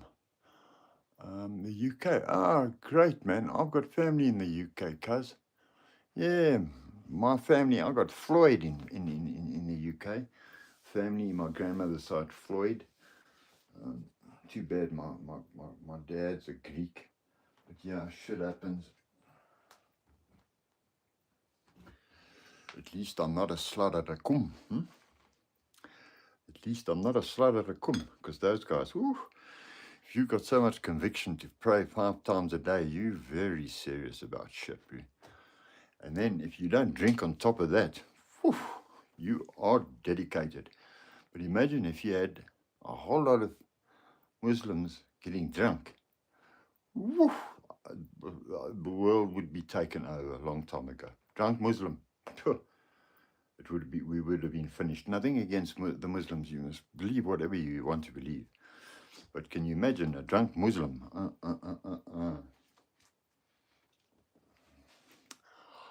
I don't think it would be conducive to normal,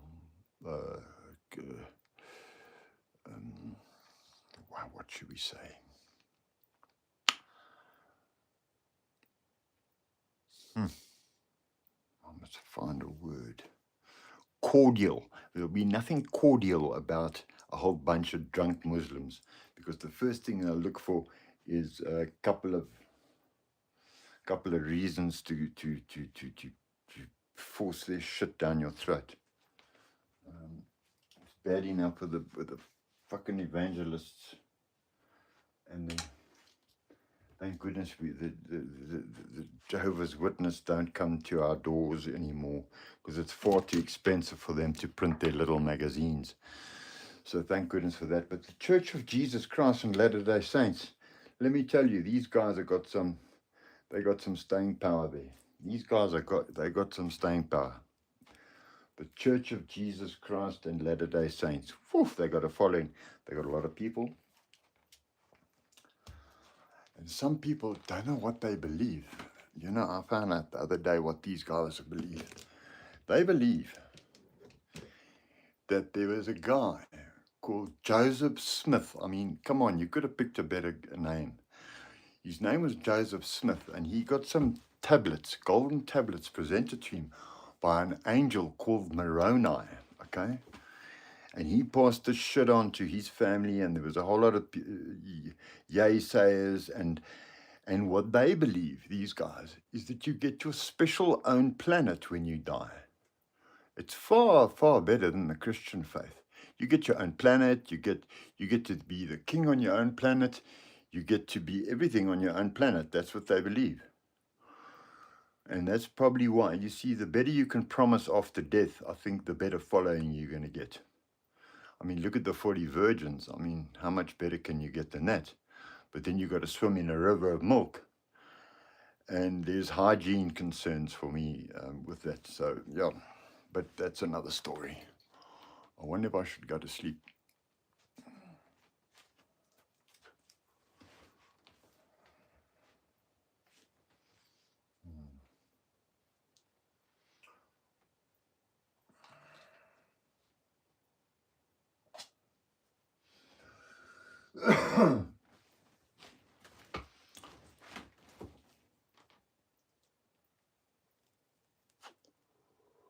Yes, it's a real religion. They do listen, teach them, take it easy and abide, brings me peace and in a chaotic world. Yes, it does. It does have some utility. It definitely has some utility. But you see, we were brought up with it, and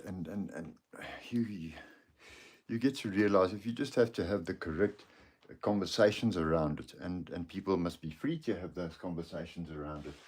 That's why you always find no one ever wants to talk about religion. If you get into a group, a party, go to a barbecue, no one wants to talk about religion. They always say, I've had a couple of drinks, and no, we can't talk about that now. But no one really talks about religion, ever.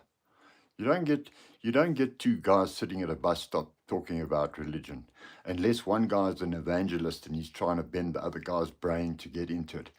But people don't generally discuss religion because there's a very certain reason for that, and I found that out when I went to China.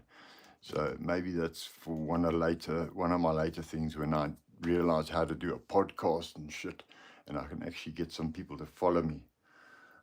For now, I'm just trying to get at least 25 good followers that can understand who I am and what I mean and what I mean to do and how I mean to do it and how I mean to prove what I can do.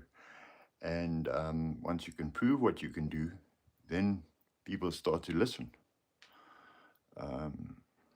Yeah, it's very late. And I think if I must be real to myself, I must actually say I'm tired and tomorrow's another day and I'm going to wake up and I hope they didn't send boots on the ground because it's going to be a massacre and there's going to be people without children and it's going to be horrible. Please just do whatever you want to do with the oil, but don't kill anyone. Go and kill the wells. Not the whales, the wells. What must I do with this projector? Projector, I think I'm going to have to put you in the kist.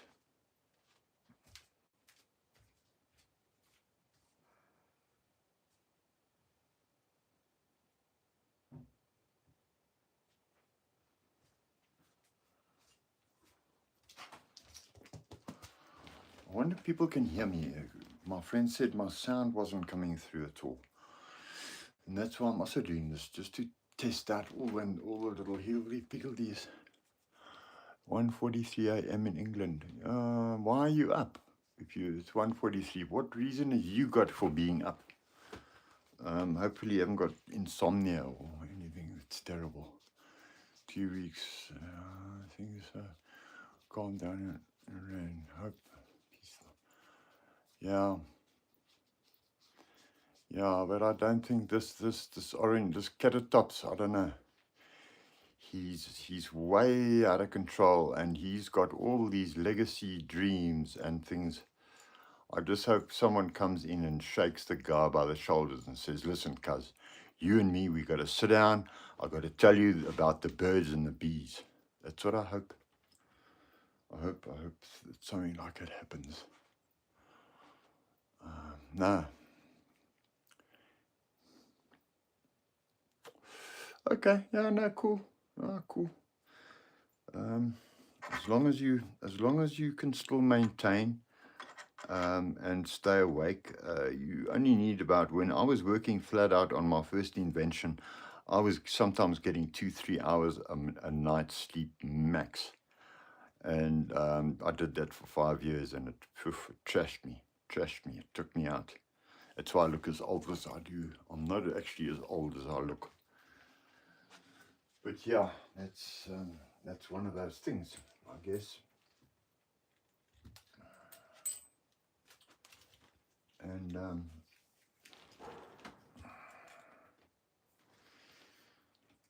I just hope Joey, the little puppy dog that's outside, doesn't chew up too many things.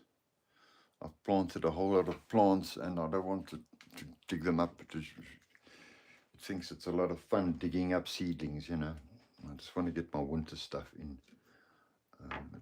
We've had a shit summer here. All it's done is been overcast and you can't even go skiing or have Bri-Place barbecue, sunny skies and Chevrolet, you know.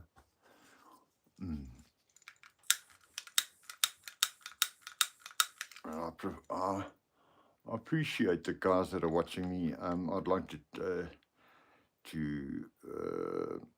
maybe just stay in touch and you'll see there'll be big things coming. I'm going to get into it slowly because it's too big to jump into, and I'm a one-man show. Come on, lighter.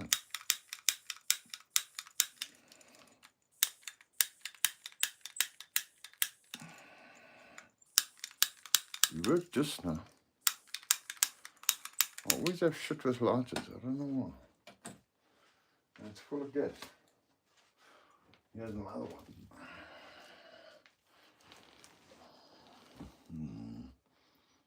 LED coin light cigarette. Yeah, I wonder if they kick me off if I get a bad rating over the internet with smoking. But that's what I do. I smoke. I'm a smoker, and that's what I do.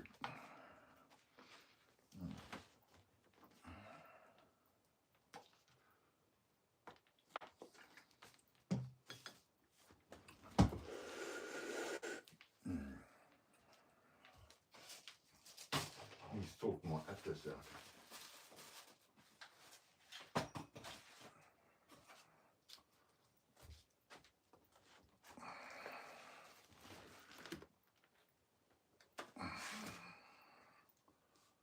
Sort my atlas out.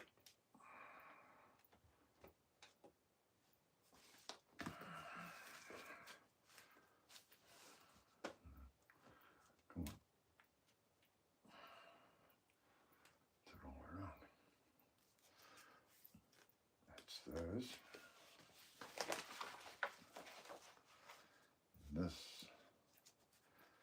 This is the big one. This is the big skull.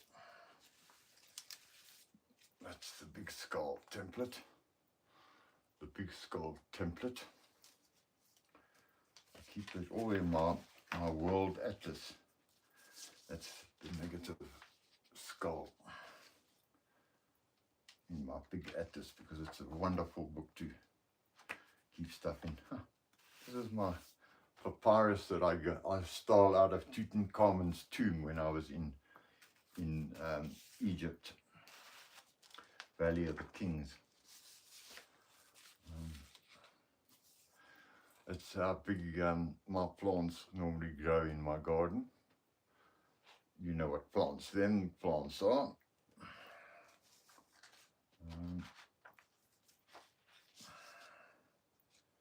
What else is in my...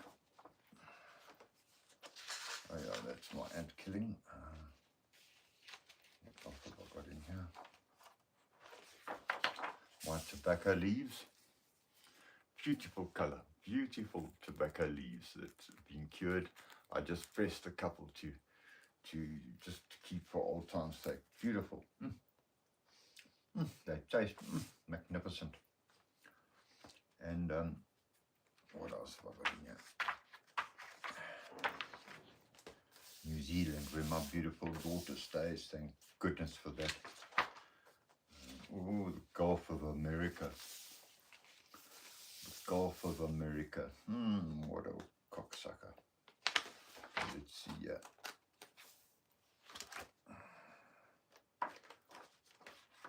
Check. Grandpa headache powder. the original packaging. It will become a collector's item pretty soon. My cousin's wedding photograph. This was about 1964. I mean, I found it just the other day, wrapped in this beautifully embossed waxy paper. I mean, where do you get shit like this still? I used to make shit decently. At the back, I must have this frame for pattern test. Here's some more of my templates.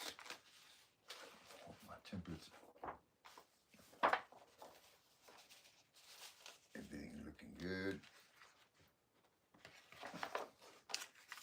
I remember that.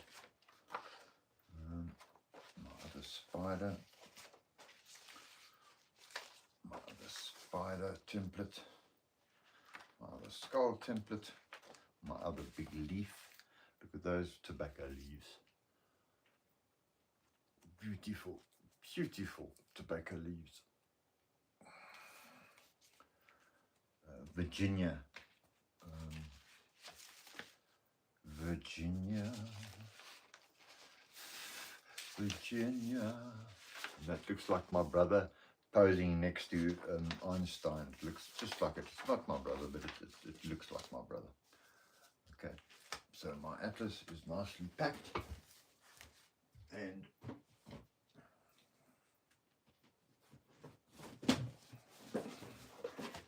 my cigars.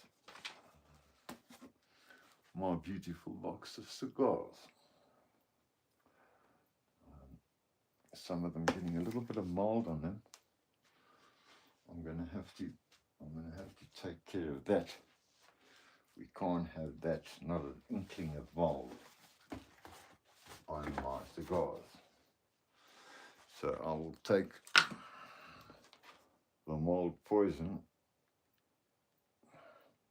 which is the stuff the kids put in the vapes. And remember this thing. Remember this thing. We have a problem, ladies and gentlemen. We have a technical error, ladies and gentlemen. If you can remember this, please give me a thumbs up or a thumbs down or whatever you guys do on the internet. The test pattern, remember this.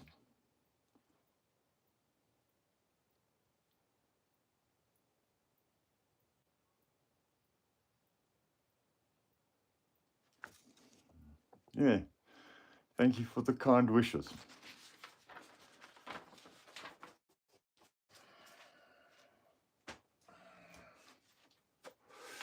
I want to have some live streams with my grumpy brother. Beautiful soul. We call him Grumpy Craig. Beautiful soul when he's doing things, when he's operating on his Harley or fixing a carburetor on his XR or building a wall or doing something. It's hilarious. It's just hilarious. I must just try and talk him into a laugh. See, I don't want that shit. I don't care about that shit. I don't care what other people think of me. I don't give a fuck. I'm grumpy. I'm Craig. I'm grumpy. Please, Craig, pay my rent. It's 8,900 Rand. How do you want it? Can I Venmo you? How would you like that? Yeah, that's him.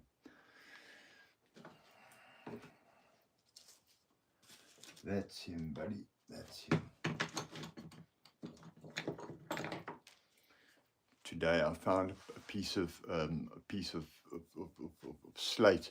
It looks kind of like New Zealand. My daughter lives here. I want to do something with this. It does kind of look like New Zealand, doesn't it? Give me a thumbs up or a thumbs down if this looks like New Zealand.